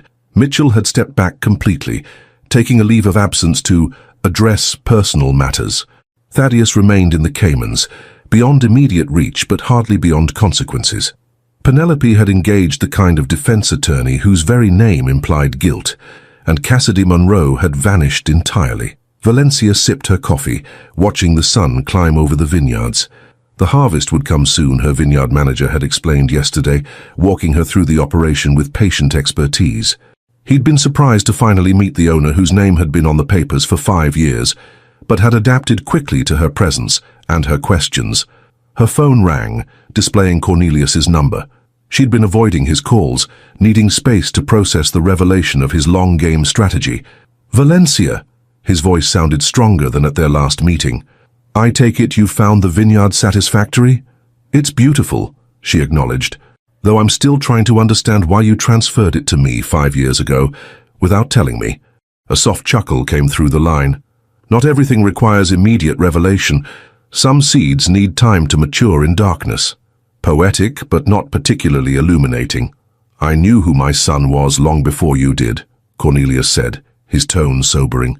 "I saw how he treated you, how he diminished your light year by year. The transfers were my insurance policy for you, assets he couldn't touch when the inevitable implosion came." Valencia watched a pair of birds chase each other through the lavender field beyond the terrace. "You could have warned me. Would you have believed me, or would you have defended him, as you did for so many years?" Cornelius paused. "We all have our blindnesses when it comes to those we've chosen to love." The observation struck uncomfortably close to home. Valencia changed the subject. "I assume you're not calling just to discuss your gift-giving philosophy." "No." His tone shifted to one she recognized from countless board meetings. Focused, strategic. "The board met yesterday. They've asked me to resume temporary leadership until the investigations conclude. I've agreed, on one condition." "Which is?" "That you return to New York and work alongside me." Valencia felt a reflexive resistance. "I've just escaped that life, Cornelius. Not as Thaddeus's wife, as yourself, the woman who outmaneuvered him, the woman who saw what the rest of us missed for years." Cornelius's voice carried an uncharacteristic note of humility. "The company needs your perspective, Valencia. I need it. There are plenty of qualified executives who could assist you. Qualified, yes, but trusted? No." A heavy pause. "There's more at stake than just the company's future. I've received information about Cassidy Monroe that concerns me greatly." Valencia straightened in her chair. "What about her?" "She's resurfaced in Switzerland, at a private banking facility connected to accounts we didn't know existed, accounts that might contain significant company assets." The peaceful morning dissolved as Valencia's mind snapped back into strategic mode. "You think she was working with Thaddeus all along? That the pregnancy, the betrayal story, it was all an act?" "I don't know. That's why I need you. You've shown an uncanny ability to see through deception." Cornelius sounded genuinely uncertain, a rarity for the patriarch. "There's a Grant Enterprises jet standing by at Marseille. It can bring you to New York tonight." After ending the call, Valencia remained on the terrace, torn between the peaceful new beginning she'd glimpsed here and the unfinished business in New York. The vineyard offered simplicity, authenticity, qualities her life had lacked for 15 years. Returning meant re-entering the labyrinth of Grant family politics, corporate intrigue, and possibly further betrayal. Yet something in Cornelius's voice had reached her. Not his request for help, but the vulnerability behind it. The mighty Cornelius Grant, admitting he needed her perspective. It was perhaps the most honest exchange they'd ever had. 6 hours later, Valencia boarded the Grant Enterprises jet, leaving instructions with the vineyard manager to continue operations in her absence. She used the transatlantic flight to review the dossier Cornelius had sent, financial records, surveillance photos, and intelligence reports on Cassidy Monroe's movements since disappearing from New York. The picture that emerged was disturbing in its complexity. Cassidy had accessed a Swiss bank account opened in the name of an offshore shell company 3 years earlier. The initial deposit had come from a Grant Enterprises subsidiary that primarily handled international real estate holdings. Subsequent transfers had been authorized with dual signatures, Thaddeus's and an encrypted digital signature that remained unidentified. Not Penelope then, someone else. A third conspirator, whose identity remained hidden. The jet touched down at Teterboro Airport outside New York shortly after midnight. James Sullivan waited beside a black SUV on the tarmac. "Welcome back, Mrs. Grant," he said, taking her small suitcase. "Cornelius asked me to bring you directly to the townhouse." The Grant family townhouse on East 70th Street had always been Cornelius's domain, separate from the company offices and from his adult children's lives. Valencia had visited only for formal family occasions, finding its old-world elegance intimidating rather than welcoming. Tonight, however, the house felt different, lived in, human. Eleanor led her to Cornelius's study, where the patriarch sat not behind his imposing desk, but in one of the leather chairs by the fireplace, looking smaller and more fragile than she remembered. "You came," he said, the relief evident in his voice. "I wasn't certain you would." "Neither was I." Valencia took the chair opposite him. "Tell me what this is really about, Cornelius. Beyond Cassidy and missing assets." He studied her for a long moment before answering. "Legacy. Not the company or the buildings that bear our name. The truth of who we are and what we've done. The good and the terrible." "That sounds ominously philosophical." Cornelius smiled faintly. "Age brings perspective, my dear. When you stare mortality in the face, as I did last week, priorities clarify remarkably. The heart episode Eleanor mentioned?" He nodded. "More serious than she was told. The doctors have been quite clear about my prognosis." Valencia felt a surprising surge of emotion. Despite their complicated relationship, Cornelius had been a constant in her life, a figure of granite-like solidity. "How bad?" "Let's just say I'm putting my affairs in order." He waved away her concerned expression. "Don't worry. I'm not planning to expire before resolving this current crisis. But it has lent a certain urgency to my thinking." Eleanor entered with a tray of tea, the familiarity of the gesture strangely comforting. After she'd gone, Cornelius continued. "What I'm about to tell you goes beyond Thaddeus's financial misconduct. It involves the very foundation of Grant Enterprises." He leaned forward. 3 years ago, I began to suspect my son was diverting company resources. I hired a private investigator, not Sullivan, someone outside our circle, to track the money. What he found led to a network of shell companies and hidden accounts that predated Thaddeus's control of the company. Valencia frowned. "You're saying the financial irregularities started before Thaddeus became CEO?" "Yes, with me." The admission hung in the air between them. Valencia stared at her father-in-law, reassessing 15 years of interactions in light of this revelation. 30 years ago, Cornelius continued, during the real estate collapse of the early 90s, Grant Enterprises was on the verge of bankruptcy. To save it, I made certain compromises, accepted investments from sources I knew were not entirely legitimate, structured deals that skirted the edges of legality. Money laundering. Cornelius winced at the bluntness. A crude term, but not entirely inaccurate. The initial arrangements were meant to be temporary, a stopgap until the market recovered and legitimate financing could replace the questionable funds. But they weren't temporary. No, the relationships proved profitable, too profitable to abandon easily. He sighed heavily. When Thaddeus took over day-to-day operations 15 years ago, I briefed him on these arrangements. He was to manage them carefully while gradually unwinding our exposure. Instead, he expanded them. Valencia absorbed this, pieces clicking into place, and Cassidy discovered this history. We believe so. The account she accessed in Switzerland was one of the oldest in our shadow financial structure, one that even Thaddeus had been instructed never to touch. So she has leverage over both of you, proof of decades of financial crimes that could destroy Grant Enterprises completely. Cornelius nodded grimly. The investigators focusing on Thaddeus's recent activities have yet to connect these dots. If they do, the consequences would extend far beyond my son's disgrace. The company would face crippling fines, possible criminal prosecution. The Grant name would be irredeemably tainted. Valencia stood, needing to move as she processed these revelations. So all this talk of justice, of holding Thaddeus accountable, it was just for show. You never intended for a full investigation. I intended a controlled demolition, Cornelius corrected, sacrificing Thaddeus's position and some of his personal wealth to protect the larger enterprise. But Cassidy's actions threaten a much more comprehensive collapse. And you want me to help prevent that? Valencia's tone made it a statement, not a question. You're the only one who could approach her without raising immediate suspicion. You both share the experience of being underestimated by the Grant men.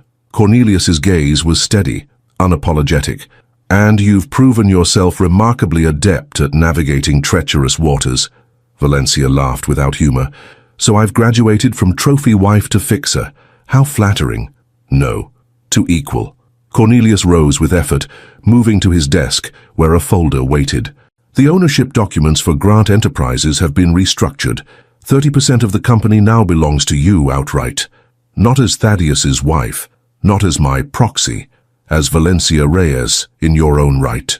He handed her the folder containing transfer certificates, voting rights documentation, and board resolutions, all legally executed and notarized. Why? Valencia asked. genuinely bewildered by this move. "Why would you give away control of your life's work?" "Because I built something that became corrupt at its core. Because my son took that corruption and amplified it." Cornelius faced her squarely. "And because you're the only person connected to this family with the moral clarity and strategic mind to rebuild it properly." Valencia stared at him, searching for the hidden angle, the manipulative subtext she'd grown accustomed to in her years with the Grants. Instead, she found only tired honesty in his eyes. "What if I walk away? Sell the shares, take the money, and go back to my vineyard? Then Grant Enterprises likely falls, and perhaps that's the justice it deserves." Cornelius returned to his chair, suddenly looking every one of his 80 years. "The choice is yours, Valencia, as it should have been from the beginning." The following morning found Valencia in a small cafe in the West Village, far from the Midtown Towers and Upper East Side enclaves that had defined her married life. She'd spent the night in her brownstone, surrounded by the clean simplicity of a space untainted by Grant family drama. Across from her sat James Sullivan, reviewing surveillance photos of Cassidy's movements in Switzerland. "She's still there," he reported, "staying at Le Richemont in Geneva. Daily visits to the private bank. Meeting with financial advisors." "Alone?" "That's the interesting part." Sullivan slid a particular photo toward her. "This man has accompanied her to 3 meetings. We've identified him as Anton Kuznetsov, formerly with Russian intelligence, now a private consultant specializing in moving assets discreetly." Valencia studied the image of the distinguished silver-haired man escorting Cassidy into a sleek office building. He's not working for Thaddeus. Thaddeus wouldn't trust a Russian with his shoelaces, let alone his money. Agreed. Our theory is that Kuznetsov represents a third party, someone who's been involved with these accounts from the beginning. "Someone Cornelius did business with 30 years ago," Valencia murmured, pieces beginning to align in her mind. "Has Thaddeus made any attempts to contact Cassidy?" "Not that we've detected. He remains in the Caymans, apparently content to wait things out." Sullivan hesitated. "There's something else you should know. Mitchell Grant has booked a flight to Geneva. He leaves tonight." This was unexpected. Mitchell had been keeping a deliberately low profile since the board meeting revelations. "He knows about Cassidy's location?" "It appears so." Valencia considered this new complication. Mitchell had been blindsided by the revelation that he was not the father of Cassidy's baby, yet he was now pursuing her across an ocean. Either his feelings ran deeper than anyone had realized, or he had motivations beyond the personal. "I need to get to Geneva before Mitchell does," she decided. "Have the company jet prepared. And Sullivan, I want you to access Mitchell's communications. Find out who he's been talking to." Sullivan raised an eyebrow. "That goes beyond my normal..." "Your normal parameters became irrelevant the moment Cornelius handed me 30% of the company." Valencia's tone left no room for argument. "Do it, and report directly to me, not to Cornelius." 4 hours later, Valencia was airborne again, reviewing everything known about Cassidy Monroe. The woman had presented herself as a victim of Thaddeus's manipulation, then as a conspirator seeking protection, then as a pawn caught between brothers. Each version contained elements of truth woven into calculated deception. But there was one fact that didn't fit any narrative. The DNA test showing the baby wasn't fathered by either Grant brother. That revelation had no strategic value for Cassidy. In fact, it undercut her leverage with both men. So why maintain the pregnancy fiction at all? Unless the pregnancy itself was the asset being protected. Valencia's phone buzzed with an encrypted message from Sullivan. "MG in communication with Penelope daily, despite legal separation. Both in contact with offshore entity registered in Singapore. Same entity transferred $3 to Swiss account 2 days ago." So Mitchell and Penelope's estrangement was another performance. Valencia shook her head, amazed at the layers of deception the Grant family seemed capable of generating. Apparently, theatrical talent ran in the family alongside financial acumen and moral flexibility. The plane landed in Geneva shortly after dawn. A discreet car service transported Valencia to Le Richemont, where she checked into a suite on the same floor as Cassidy's. Rather than announcing her presence immediately, Valencia instructed hotel staff to deliver a simple note. "We need to talk. The future of Grant Enterprises depends on it. V." The response came within minutes, a knock on Valencia's door. Cassidy stood in the hallway, her pregnancy more pronounced now, her expression a careful mask of surprise. "Valencia." I didn't expect to see you in Geneva. She entered the suite with the grace of a woman accustomed to navigating treacherous social waters. Clearly, Valencia gestured to a chair. I think we've moved beyond pleasantries, don't you? Let's start with the truth about who you're working for. Cassidy settled into the chair, one hand resting protectively over her belly. What makes you think I'm working for anyone but myself? The $3 million transferred to your account from a Singapore entity. The meetings with Anton Kuznetsov. The fact that you've gained access to financial structures that predate your existence, let alone your relationship with Thaddeus. A flicker of respect crossed Cassidy's face. You've been busy. Answer the question. Cassidy considered her options, then sighed. I was hired initially to get close to Thaddeus, to gather information about certain financial arrangements established by Cornelius decades ago. Hired by whom? By the original partner in those arrangements, someone who felt they weren't receiving their fair share as the company grew. Cassidy met Valencia's gaze directly. Someone who knew where all the bodies were buried, because they helped bury them. Valencia leaned forward. Victoria Grant, Cornelius's first wife. Shock registered on Cassidy's face. How did you... Process of elimination. Victoria disappeared from the family narrative so completely that I knew there had to be more to the story than the amicable divorce fiction. She was written out like a character in a Soviet photograph. She wasn't just written out, she was bought out. Cassidy's voice hardened. Forced to sign away her rights to the company she helped build, in exchange for a pittance and her freedom. Valencia absorbed this. And the pregnancy? Another part of your performance. Cassidy's hand tightened reflexively over her stomach.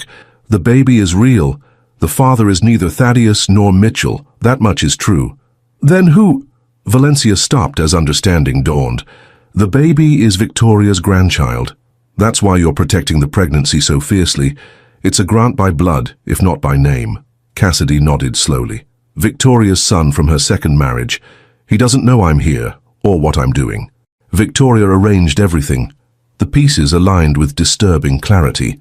Victoria Grant, the forgotten matriarch, had orchestrated an elaborate revenge against the family that had erased her, using Cassidy as her instrument to destabilize the company from within and access accounts that contained her rightful share of the enterprise.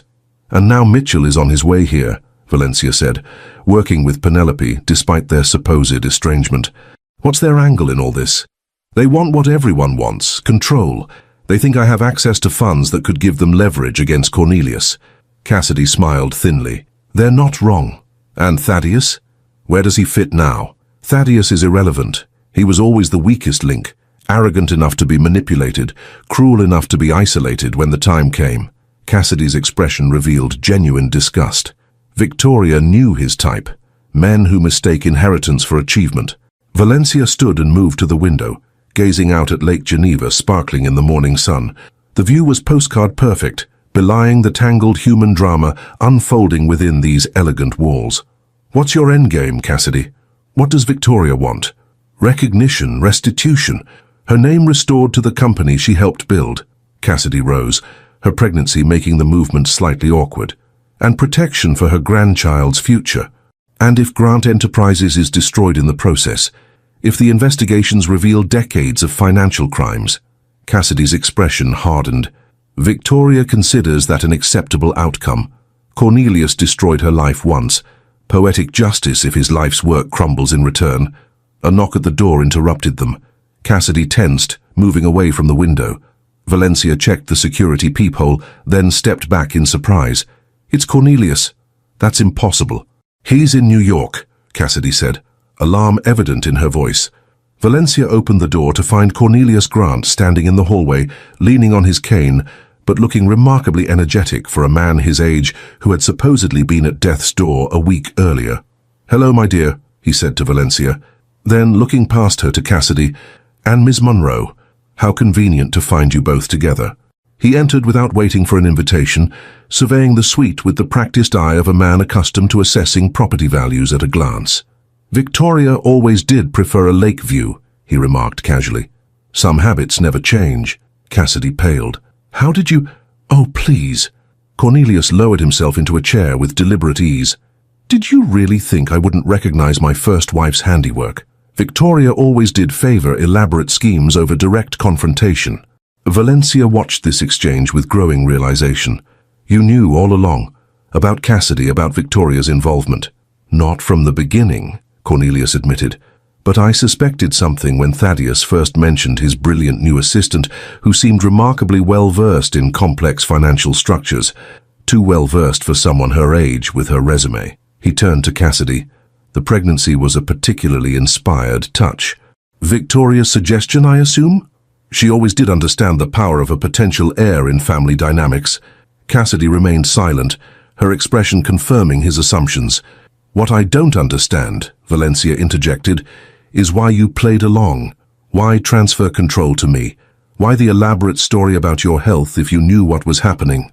Cornelius smiled, the genuine smile rarely seen in board meetings or family gatherings. Because sometimes the only way to end a game is to introduce a player no one anticipated. Someone who changes the rules entirely. Me, Valencia said, understanding dawning. You, Cornelius nodded. The one person connected to this mess who actually has a moral compass. The one person all parties underestimated. The room fell silent as both women processed this revelation.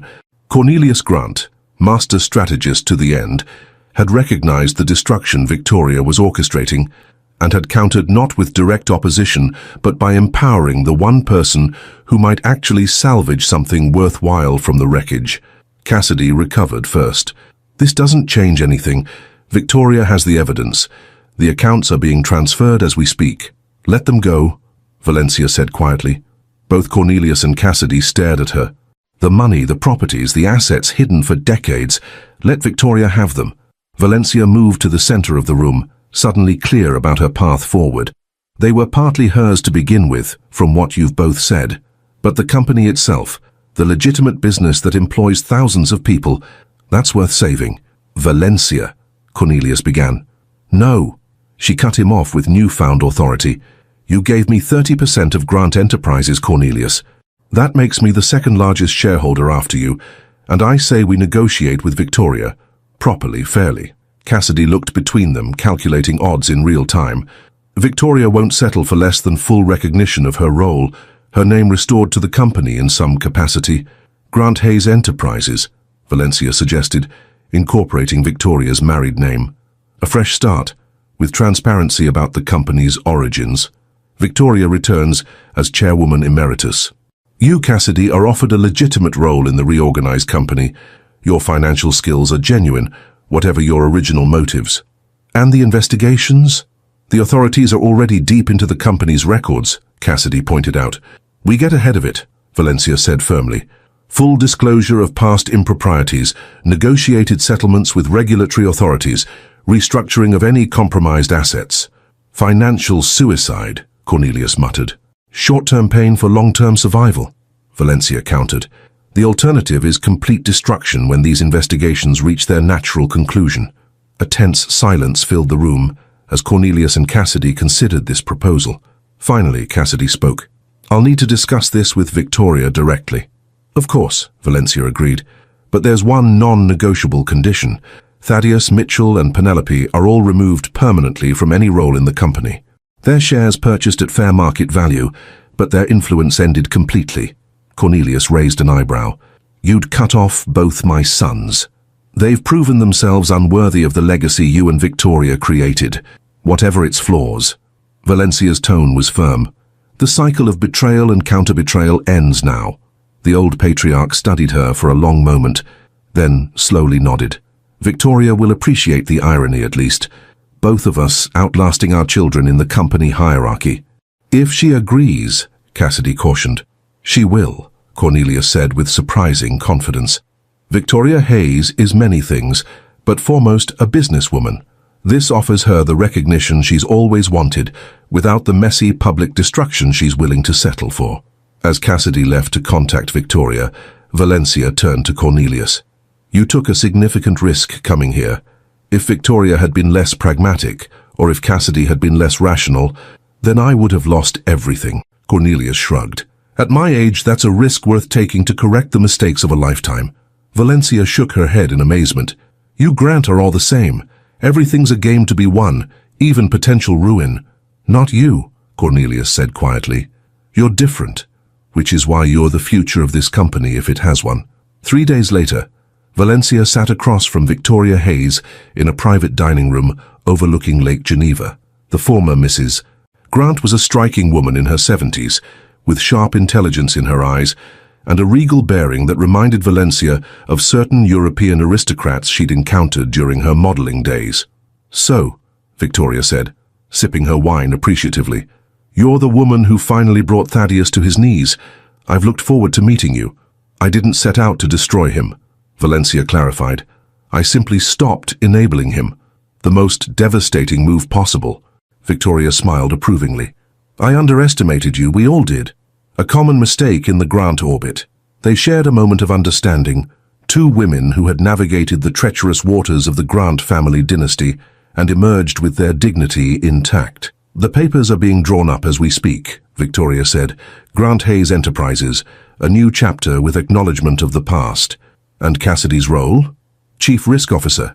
"Ironic, considering how she infiltrated the company, but her skills are genuine." Victoria's expression softened slightly. "And she carries my grandchild. That counts for something." Valencia nodded. "And the original funds? The questionable investments? Being legitimized where possible, dissolved where necessary." Victoria set down her glass. "Cornelius and I have agreed on a structured disclosure to authorities. There will be fines, certainly. Possibly some symbolic prosecutions of former executives, but the company itself will survive."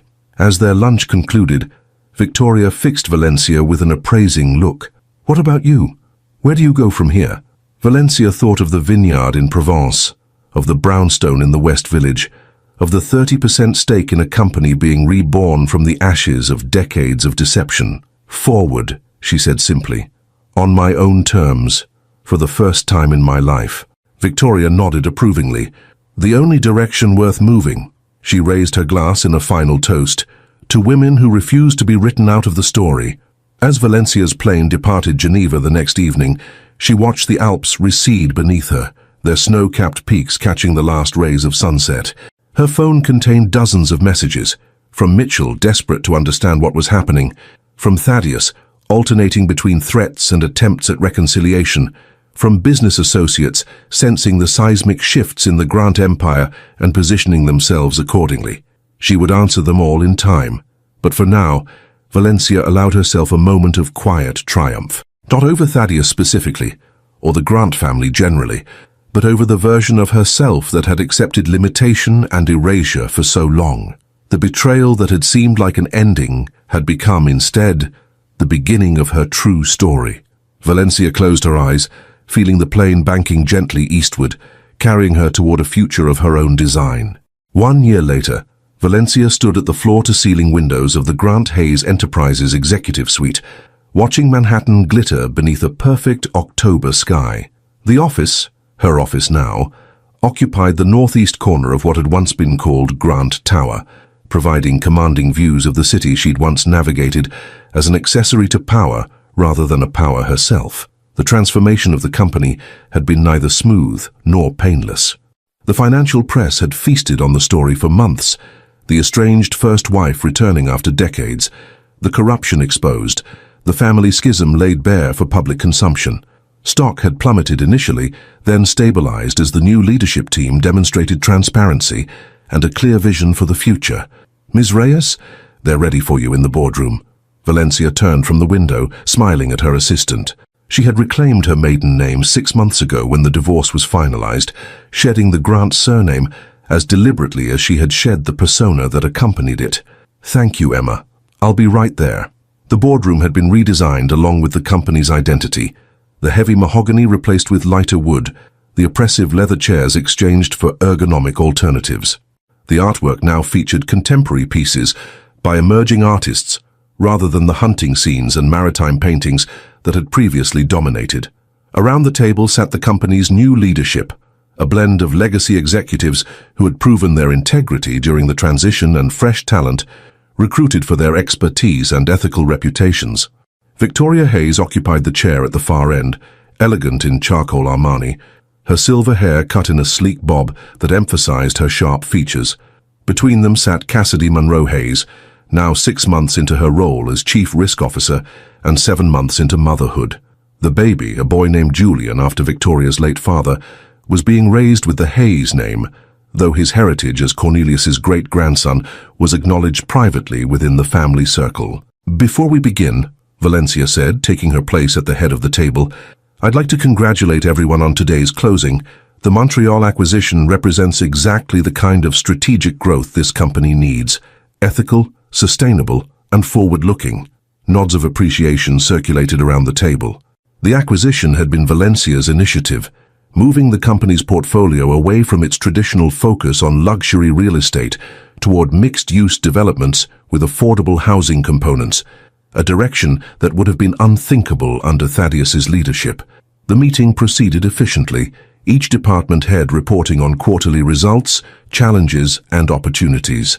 Valencia listened attentively, asking pointed questions that revealed her growing mastery of the business. The early skepticism about her qualifications had faded, as she demonstrated not only financial acumen, but a vision that resonated with employees and investors alike. When the formal agenda concluded, most of the executives departed, leaving Valencia alone with Victoria and Cassidy. "The Journal is running a feature next week," Cassidy reported, sliding a tablet across the table. "They're calling us the 3 women who reinvented a dynasty." The tone is surprisingly positive. Valencia scanned the article, noting the journalist's emphasis on the company's increased transparency and ethical reforms. "They're still fascinated by the drama more than the business transformation." "People love a good uprising," Victoria observed dryly, "especially when it's led by characters they previously underestimated." "Speaking of which," Cassidy said, her tone shifting to something more cautious, "there's been a development regarding Thaddeus." Valencia looked up from the tablet. "What now?" "He's returned to New York. His exile in the Caymans apparently lost its charm once the funds started running low." Cassidy pulled up an email on her device. "According to my sources, he's been meeting with potential investors, trying to raise capital for a new venture." "Let him try," Valencia said, returning to the article. "His reputation in this town is beyond repair." "That's just it," Cassidy continued. "He's not using the Grant name. He's operating under a new identity, Phoenix Capital Partners, and he's targeting investors who may not be familiar with his history." Victoria frowned. "That sounds like Thaddeus, always believing he can reinvent himself without consequences."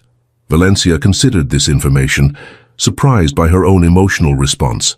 Not anger or fear, but a detached curiosity about a man who had once dominated her existence. "Is he a threat to us?" "Not directly," Cassidy answered.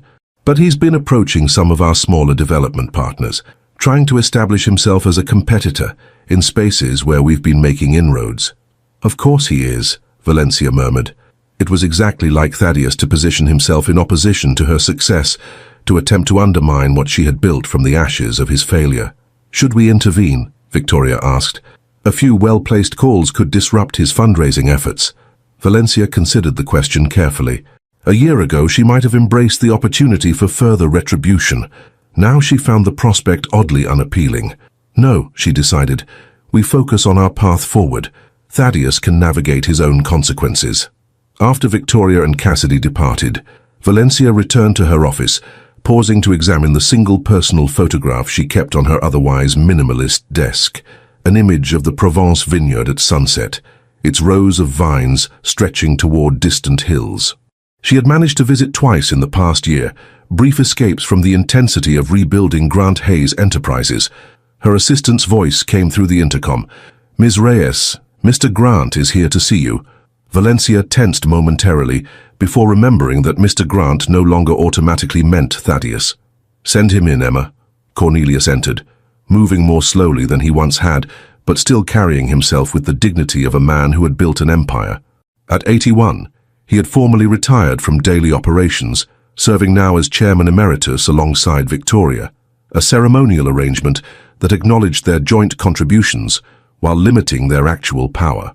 "Valencia," he greeted her with genuine warmth. "You're looking well. Success agrees with you." "Thank you, Cornelius."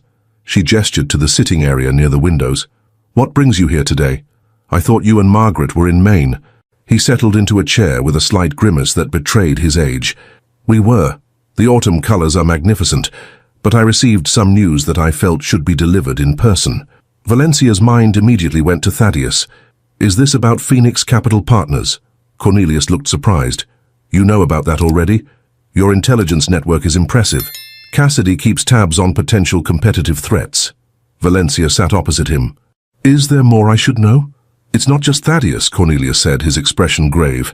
Mitchell and Penelope have reconciled, apparently. They're involved in the venture as well.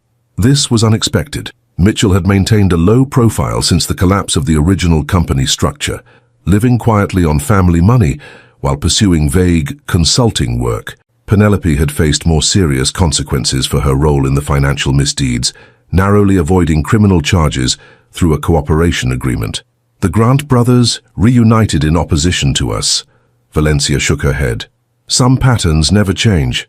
There's more. Cornelius removed an envelope from his jacket. Mitchell has petitioned the family court for visitation rights with Julian. He's claiming potential paternity based on the timeline of Cassidy's pregnancy. Valencia accepted the envelope, containing legal documents outlining Mitchell's claim. Does he have any chance of succeeding? The DNA test already established Julian isn't his, but Mitchell is arguing the test could have been manipulated given the high stakes involved at the time. Cornelius sighed heavily. It's a nuisance suit designed to create complications and negative publicity. Just when the company is stabilizing. Just when the press is finally focusing on our accomplishments rather than our drama. Valencia set the documents aside. Have you told Victoria? Not yet. I wanted your perspective first. Valencia felt a surge of appreciation for this man who had once been her father-in-law and was now something less easily defined. A mentor, perhaps, or an ally in a post-dynastic landscape. Victoria needs to know immediately. Cassidy, too. Valencia rose, moving to her desk to make notes. We'll need to get ahead of this legally and from a PR perspective. A coordinated response that protects Julian while minimizing media impact on the company. Cornelius watched her with evident approval.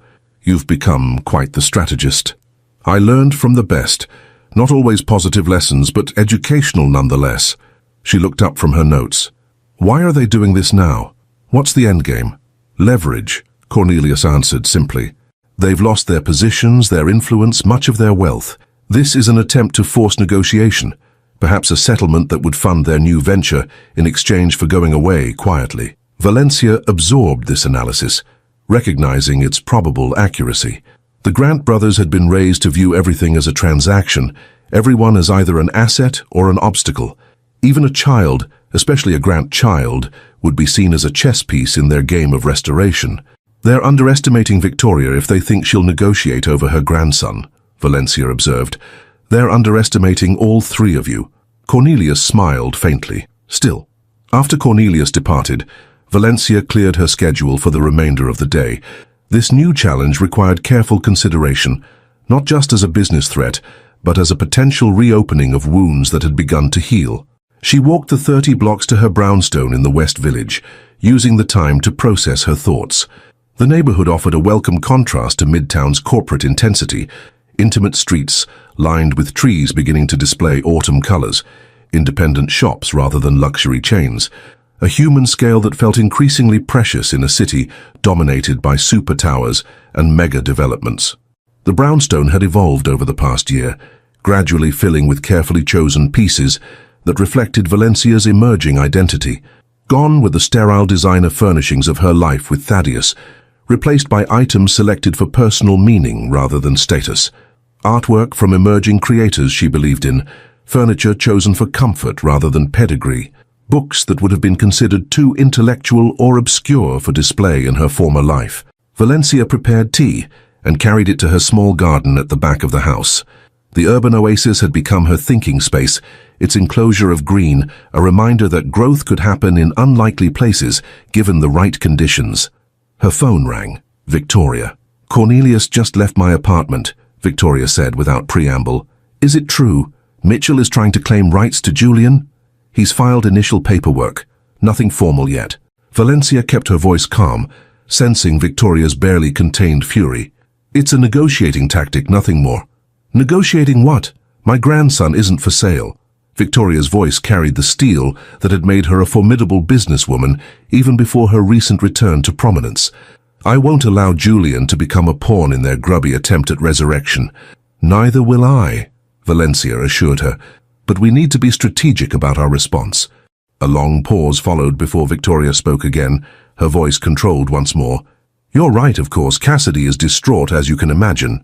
I'll come to you. We'll develop a plan together, all three of us." After ending the call, Valencia remained in the garden, watching the interplay of sunlight and shadow among the leaves. The reappearance of Thaddeus and Mitchell in their lives was unwelcome but perhaps inevitable. The Grant brothers had been raised to believe in their inherent right to power, position and prosperity. Acceptance of loss was not in their psychological vocabulary. Her doorbell rang, unexpected, as she rarely received unannounced visitors. Valencia checked the security camera, shocked to see Mitchell Grant on her doorstep. She considered ignoring him, but curiosity prevailed. Opening the door, she found Mitchell looking less polished than in his corporate days, his hair slightly longer, his clothing more casual, though still expensive. "Valencia," he offered a tentative smile. "Thank you for seeing me. I wasn't sure you would." "I'm not sure I should," she replied, not inviting him in, "especially given the legal action you've initiated."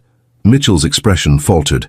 "That's why I'm here, to explain myself, not as adversaries through lawyers, but directly, person to person." Valencia hesitated, then stepped back, allowing him to enter. She led him to the living room, deliberately choosing a chair that would require him to sit on the sofa at a right angle, a subtle positioning of power she had learned from observing Cornelius over the years. "5 minutes," she said. "Then I have an appointment." Mitchell glanced around the room, noting the changes from the aesthetic she had maintained as Thaddeus's wife. "You've created a beautiful home. It feels like you. It is me, the real me." Valencia folded her hands in her lap. "Your 5 minutes are running, Mitchell." He sighed, leaning forward. "I know how this looks. The timing, the coordination with Thaddeus's new venture, but it's not what you think. Enlighten me then. Julian could be my son, Valencia. Whatever DNA test was conducted during that chaotic period, it was handled by people with agendas. Everyone had motives for certain outcomes." Mitchell's eyes held genuine emotion. "I just want to know the truth. If there's any possibility he's mine, I deserve a relationship with him." Valencia studied him, searching for the manipulation beneath the sincerity. "And your reconciliation with Penelope? Your involvement with Phoenix Capital? Those are just coincidences?" Mitchell had the grace to look uncomfortable. "Life is complicated. Penelope and I have history. As for the business venture, I need income, Valencia. Thaddeus had an opportunity, so it is coordinated. Not in the way you think." Mitchell ran a hand through his hair, a gesture reminiscent of the more authentic person he had once been. "Thaddeus approached me after his funds started running low. Penelope saw it as a chance for us to rebuild something together. The timing with Julian, it was a separate realization." Valencia's skepticism must have shown on her face, because Mitchell continued with increasing urgency. "I've thought about him every day since I learned of the pregnancy. Wondering, questioning. The timeline aligns with when Cassidy and I were involved." He met her gaze directly. "I just want a definitive answer, a fair test with transparent procedures. And if the answer is no, if Julian isn't your son, then I'll accept that and step away." Mitchell's voice carried conviction. "This isn't about leverage or money, Valencia. It's about the possibility of fatherhood." The sincerity in his expression gave Valencia pause. Of the two Grant brothers, Mitchell had always been the more human, the more capable of genuine connection. His betrayal during the company's implosion had been disappointing precisely because she had expected better from him. "A new DNA test," she said finally, "conducted by an independent lab chosen by mutual agreement, with results legally binding on all parties." Relief washed over Mitchell's features. "That's all I'm asking for." "With one condition," Valencia continued. "You withdraw from Phoenix Capital Partners immediately and completely. No involvement, direct or indirect, with any venture, including Thaddeus." Mitchell's relief faltered. "Valencia, that's my financial lifeline right now. Choose, Mitchell. A potential relationship with a child who might be yours, or a business partnership with a brother who has betrayed everyone who ever trusted him." Valencia rose, indicating the conversation was concluding. "You can't have both." After Mitchell departed, Valencia called Victoria to brief her on the unexpected visit. The older woman listened without interruption, then said simply, "He's always been the more sentimental one, which makes him both more dangerous and more malleable." You think he's sincere about Julian? I think he believes he's sincere, Victoria replied. The human heart is masterful at self-deception, especially when aligned with self-interest. That evening, as Valencia prepared for her meeting with Victoria and Cassidy, her phone lit up with a text from a number she had deleted, but instantly recognized. Thaddeus. We should talk, for old time's sake. The Four Seasons. Tomorrow, 1 p.m. Valencia stared at the message, surprised by her own emotional neutrality. There had been a time when any communication from Thaddeus would have triggered an immediate cascade of feelings: hope, fear, anger, longing. Now she felt only mild curiosity, as if receiving a message from a historical figure, rather than someone who had once been the center of her existence. She left the text unanswered and continued her preparations. The meeting with Victoria and Cassidy lasted well into the night, the three women developing a coordinated strategy for addressing Mitchell's claim. By morning, their legal team had drafted a response agreeing to a new DNA test under tightly controlled conditions, while their PR firm prepared statements emphasizing their commitment to Julian's well-being above all else. As Valencia prepared for work the following day, another text arrived from Thaddeus. I'll take your silence as assent. See you at 1. She smiled at his characteristic presumption. The old Thaddeus, always assuming that a lack of resistance constituted agreement, always interpreting the world in ways that aligned with his desires. By noon, Valencia had completed her morning meetings and cleared time in her schedule, not for Thaddeus, but for herself. She walked to Central Park, finding a quiet bench overlooking the lake. The October day was perfect, crisp autumn air carrying just enough warmth from the sun to be comfortable. At precisely 1 p.m., as Thaddeus would be arriving at the Four Seasons expecting to find her waiting, Valencia called Victoria. Mitchell's made his choice, she reported. He's withdrawn from Phoenix Capital and signed the agreement for the DNA testing protocol. Interesting, Victoria mused. Perhaps there's more humanity in him than I gave him credit for. Or better math skills, Valencia suggested. The potential of a relationship with his child, if Julian is his, versus a dubious business venture with Thaddeus, not a difficult calculation. Speaking of Thaddeus, my sources tell me he's sitting alone at the Four Seasons looking increasingly irate. Something to do with you? Valencia laughed softly. He invited himself to lunch with me. I declined to respond, which he naturally interpreted as acceptance. Some men never learn. Victoria's tone carried both amusement and understanding. You've come a long way from the woman who organized her life around his expectations. After ending the call, Valencia remained in the park, savoring the simple pleasure of choice. To be here rather than there, to prioritize her peace over someone else's agenda, to define the terms of her own engagement with the world. Her phone buzzed again. Thaddeus, predictably, "Where are you? I've been waiting 30 minutes. Valencia typed a response for the first time. I'm exactly where I choose to be. Goodbye, Thaddeus. She blocked his number immediately afterward, a small act of closure that felt significant in its finality. 3 weeks later, Valencia stood in the conference room at Grant Hayes Enterprises, watching the Manhattan skyline fade into evening darkness. The DNA results had arrived that morning, conclusively establishing that Julian was not Mitchell's child. True to his word, Mitchell had signed legal documents relinquishing any claim and issued a public statement wishing Julian and his mother well. Cassidy entered quietly, joining Valencia at the window. It's finally over, she said softly. The last loose end tied up. How do you feel? Valencia asked. Relieved, for Julian's sake mostly. Cassidy's expression was thoughtful. Mitchell seemed genuinely disappointed by the results. Perhaps he was. People contain multitudes. Selfish calculation and genuine emotion often coexist. Valencia turned to face her colleague. Have you told Victoria? Yes. She's already meeting with the PR team to finalize our statement. Cassidy hesitated. There's something else you should know. About Julian's father. Valencia raised an eyebrow. Is it relevant to the company? Not directly. But given everything we've been through together, I thought you deserved the truth. Cassidy took a deep breath. Julian's father is Anton Kuznetsov, the Russian consultant. Valencia couldn't hide her surprise. Victoria's financial advisor? Cassidy nodded. We met when Victoria first approached me about infiltrating Grant Enterprises. The relationship wasn't planned, but it happened. Victoria doesn't know. Why tell me this now? Because secrets have a way of resurfacing. Because you've earned transparency from me. Cassidy met her gaze directly.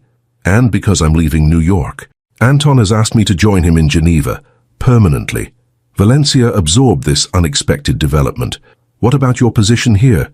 Your role in rebuilding the company? I've helped establish the new risk management frameworks. The team is solid. Victoria has agreed to my departure, though she doesn't know all the reasons. Cassidy smiled sadly. New York holds too many complicated memories. Julian deserves a fresh start. Later that evening, after informing the executive team of Cassidy's impending departure, Valencia walked home through the city streets. The revelation about Julian's paternity was surprising, but somehow fitting. One final twist in a saga built on hidden connections and unexpected alliances. In her brownstone, Valencia poured a glass of wine from her vineyard's first vintage under her management, a Syrah that had received unexpected acclaim from European critics. She raised the glass in a silent toast to the journey that had brought her here, to this moment of quiet triumph. Her phone chimed with an email notification, the final signed agreements formally concluding Mitchell's claim to Julian. The legal language was dry, the implications profound. The Grant brothers had lost their final avenue of leverage against the women who had reclaimed the company they once controlled. Valencia opened the glass doors to her garden, stepping outside to breathe the cool evening air. Above, between Manhattan's towering buildings, a few stars managed to break through the city's light pollution, distant, constant, enduring beyond human drama. A year ago she had stood in this same garden, grappling with the fresh wounds of betrayal. Now she stood in the same physical space, but in an entirely different emotional landscape, one defined by strength rather than survival, by choice rather than reaction. The ultimate price of Thaddeus's betrayal had not been paid by Valencia, but by Thaddeus himself. In attempting to discard her, he had inadvertently freed her to become someone far more powerful than the carefully curated corporate wife she had once been. Valencia raised her glass to the night sky, a private celebration of her unexpected rebirth from the ashes of a life that had never truly been hers. Tomorrow would bring new challenges, a company continuing its transformation, a marketplace still skeptical of its evolution, former adversaries still capable of causing disruption. But tonight, in this moment of quiet reflection, Valencia Reyes allowed herself to acknowledge the distance traveled and the strength discovered along the way.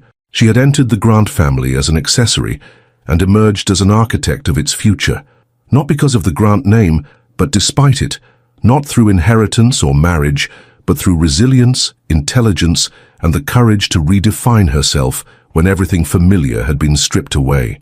In the garden's silence, with Manhattan glittering around her like stars fallen to earth, Valencia felt the final pieces of her former self slipping away, not with pain, but with gratitude, for the woman who had emerged from that chrysalis of betrayal, stronger and more authentic than she had ever been allowed to be before.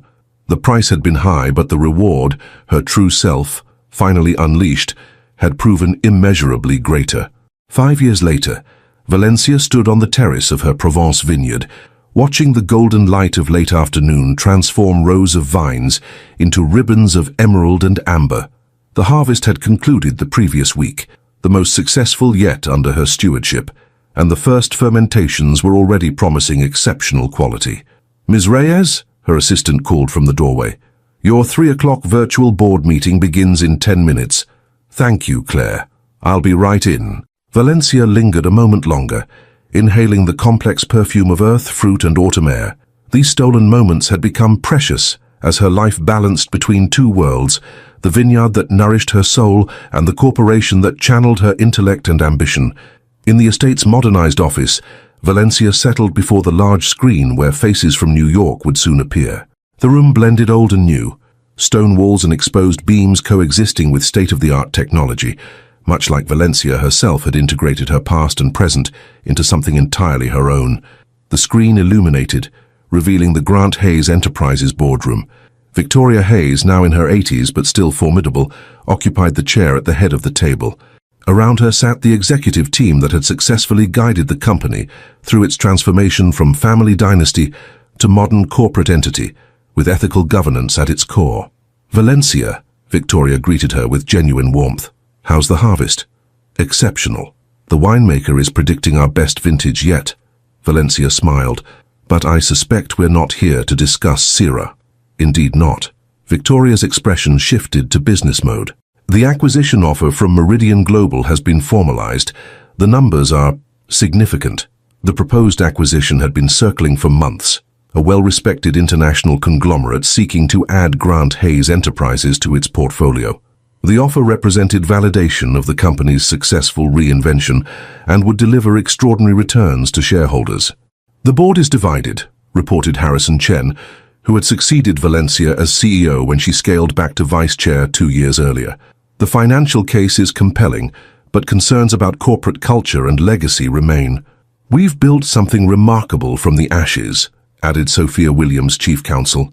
There's legitimate concern about preservation of values under new ownership.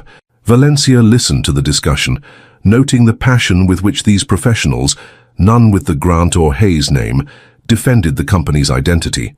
What had once been merely a business had become something approaching a mission, its transformation from scandal-plagued family enterprise to ethical corporate citizen, giving it purpose beyond profit. "What's your position, Victoria?"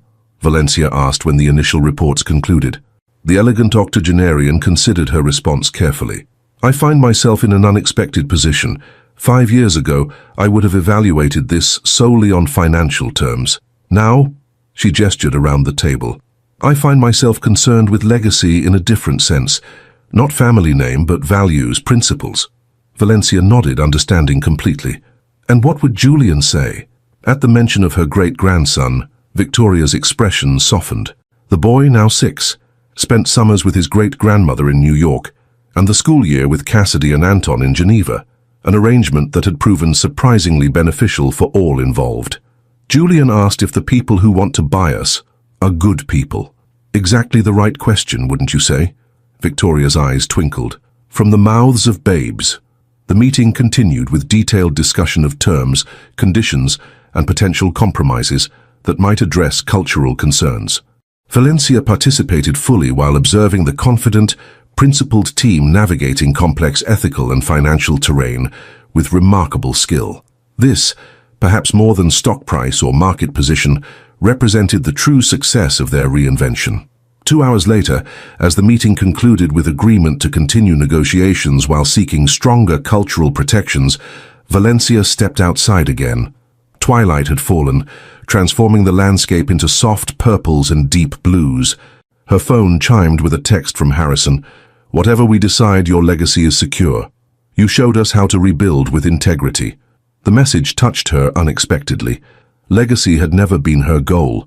Survival had been enough in those early days after Thaddeus's betrayal. Yet somehow, in focusing on making each decision with clarity and principle, she had created something worthy of lasting. As the stars emerged above the vineyard, Valencia opened a bottle of her estate's first award-winning vintage. The wine, like her life, had required time to reveal its true character. The initial shock and pain transformed through patient attention into something complex and satisfying. Her phone rang, a New York number she didn't recognize. "Valencia Reyes," she answered. "Valencia, it's Mitchell Grant." She hadn't spoken with Mitchell in nearly 3 years, not since their paths had crossed briefly at an industry event. "Mitchell, this is unexpected. I apologize for the intrusion." His voice carried the weight of years, more textured than she remembered. "I'm calling because, well, Thaddeus died yesterday, heart attack." Valencia sat down on the terrace wall, surprised by the wave of emotion that swept through her. Not grief exactly, but something more complex. The end of a chapter she had thought already concluded. "I'm sorry for your loss," she said, meaning it despite everything. "Thank you." Mitchell paused, the silence heavy with unspoken history. "There won't be a formal service, just family. His wishes. I understand." Valencia watched the first evening stars appear above the darkening vineyards. "How are you, Mitchell?" "Really?" A long sigh. "Rebuilding. Slowly. Teaching economics at Columbia. Writing occasionally." Another pause. "I followed the right path that day, Valencia, choosing the possibility of fatherhood over Thaddeus's schemes. Even though Julian wasn't mine, the choice itself, it changed me." "Choices have a way of doing that," Valencia agreed softly. "The company you've built from what was once ours, it's remarkable, truly." His voice carried genuine admiration. "You've created something better than what existed before." After they said goodbye, Valencia remained on the terrace, contemplating mortality and transformation. Thaddeus was gone, yet the ripples of his actions, both destructive and inadvertently catalytic, continued to shape lives and institutions. She thought of the frightened, shattered woman she had been on the night of that fateful dinner party, the corporate wife whose identity had been entirely subsumed by her husband's. That woman could never have imagined sitting here, president of an acclaimed vineyard, vice chair of a transformed corporation, wholly herself at last. The vineyard stretched before her in the darkness, its ordered rows invisible now but present, the fruit of years of careful tending, reaching culmination in bottles that would carry her name, her true name, to appreciative recipients around the world. Her phone chimed with another message, a photo from Victoria showing Julian proudly displaying a business plan he'd created for a lemonade stand. "Entrepreneurship runs in the family," Victoria had written. "The good kind." Valencia smiled at the image of the dark-haired boy who would grow up understanding power differently than the Grant brothers ever had, as responsibility rather than entitlement, as stewardship rather than ownership. In the distance, the lights of the village twinkled like earthbound stars. Valencia had become part of this community over the years, not as an outsider or visitor, but as a contributor to its ongoing story. The locals had initially viewed her with friendly suspicion, another wealthy foreigner buying a piece of Provençal heritage. Now they greeted her with genuine warmth at the weekly market, included her in village celebrations, sought her input on local issues. Belonging, she had discovered, wasn't about fitting perfectly into an existing structure. It was about authentic connection, mutual respect, chosen commitment. Valencia lifted her glass to the night sky, offering a silent toast to unexpected journeys and hidden strengths, to betrayals that, while painful, sometimes freed you from gilded cages you hadn't recognized as prisons, to the revelation that what initially seems like an ending can become, with courage and perseverance, the most meaningful beginning. The stars glittered in response, indifferent to human drama, yet somehow comforting in their constancy. They had witnessed countless stories of destruction and renewal, bearing silent witness to the remarkable capacity of the human spirit to transform pain into purpose. Valencia Reyes, once defined by another's name and another's expectations, took a deep breath of the Provençal night air and smiled. The true price of betrayal had been high, but the reward, becoming fully herself at last, had proven immeasurably greater. She turned toward the warmly lit stone house, her house on her terms, and stepped into the future she had built from the broken pieces of a life that had never truly been her own. If this story touched your heart and you want to keep following inspiring and moving stories, be sure to check out our upcoming videos. Subscribe to our channel and turn on notifications to stay updated on new content that can brighten your journey and provide valuable insights. Join us and keep exploring stories that truly matter. I'm sure the next video that pops up on your screen will touch you as well, so click on it now and we'll see you there.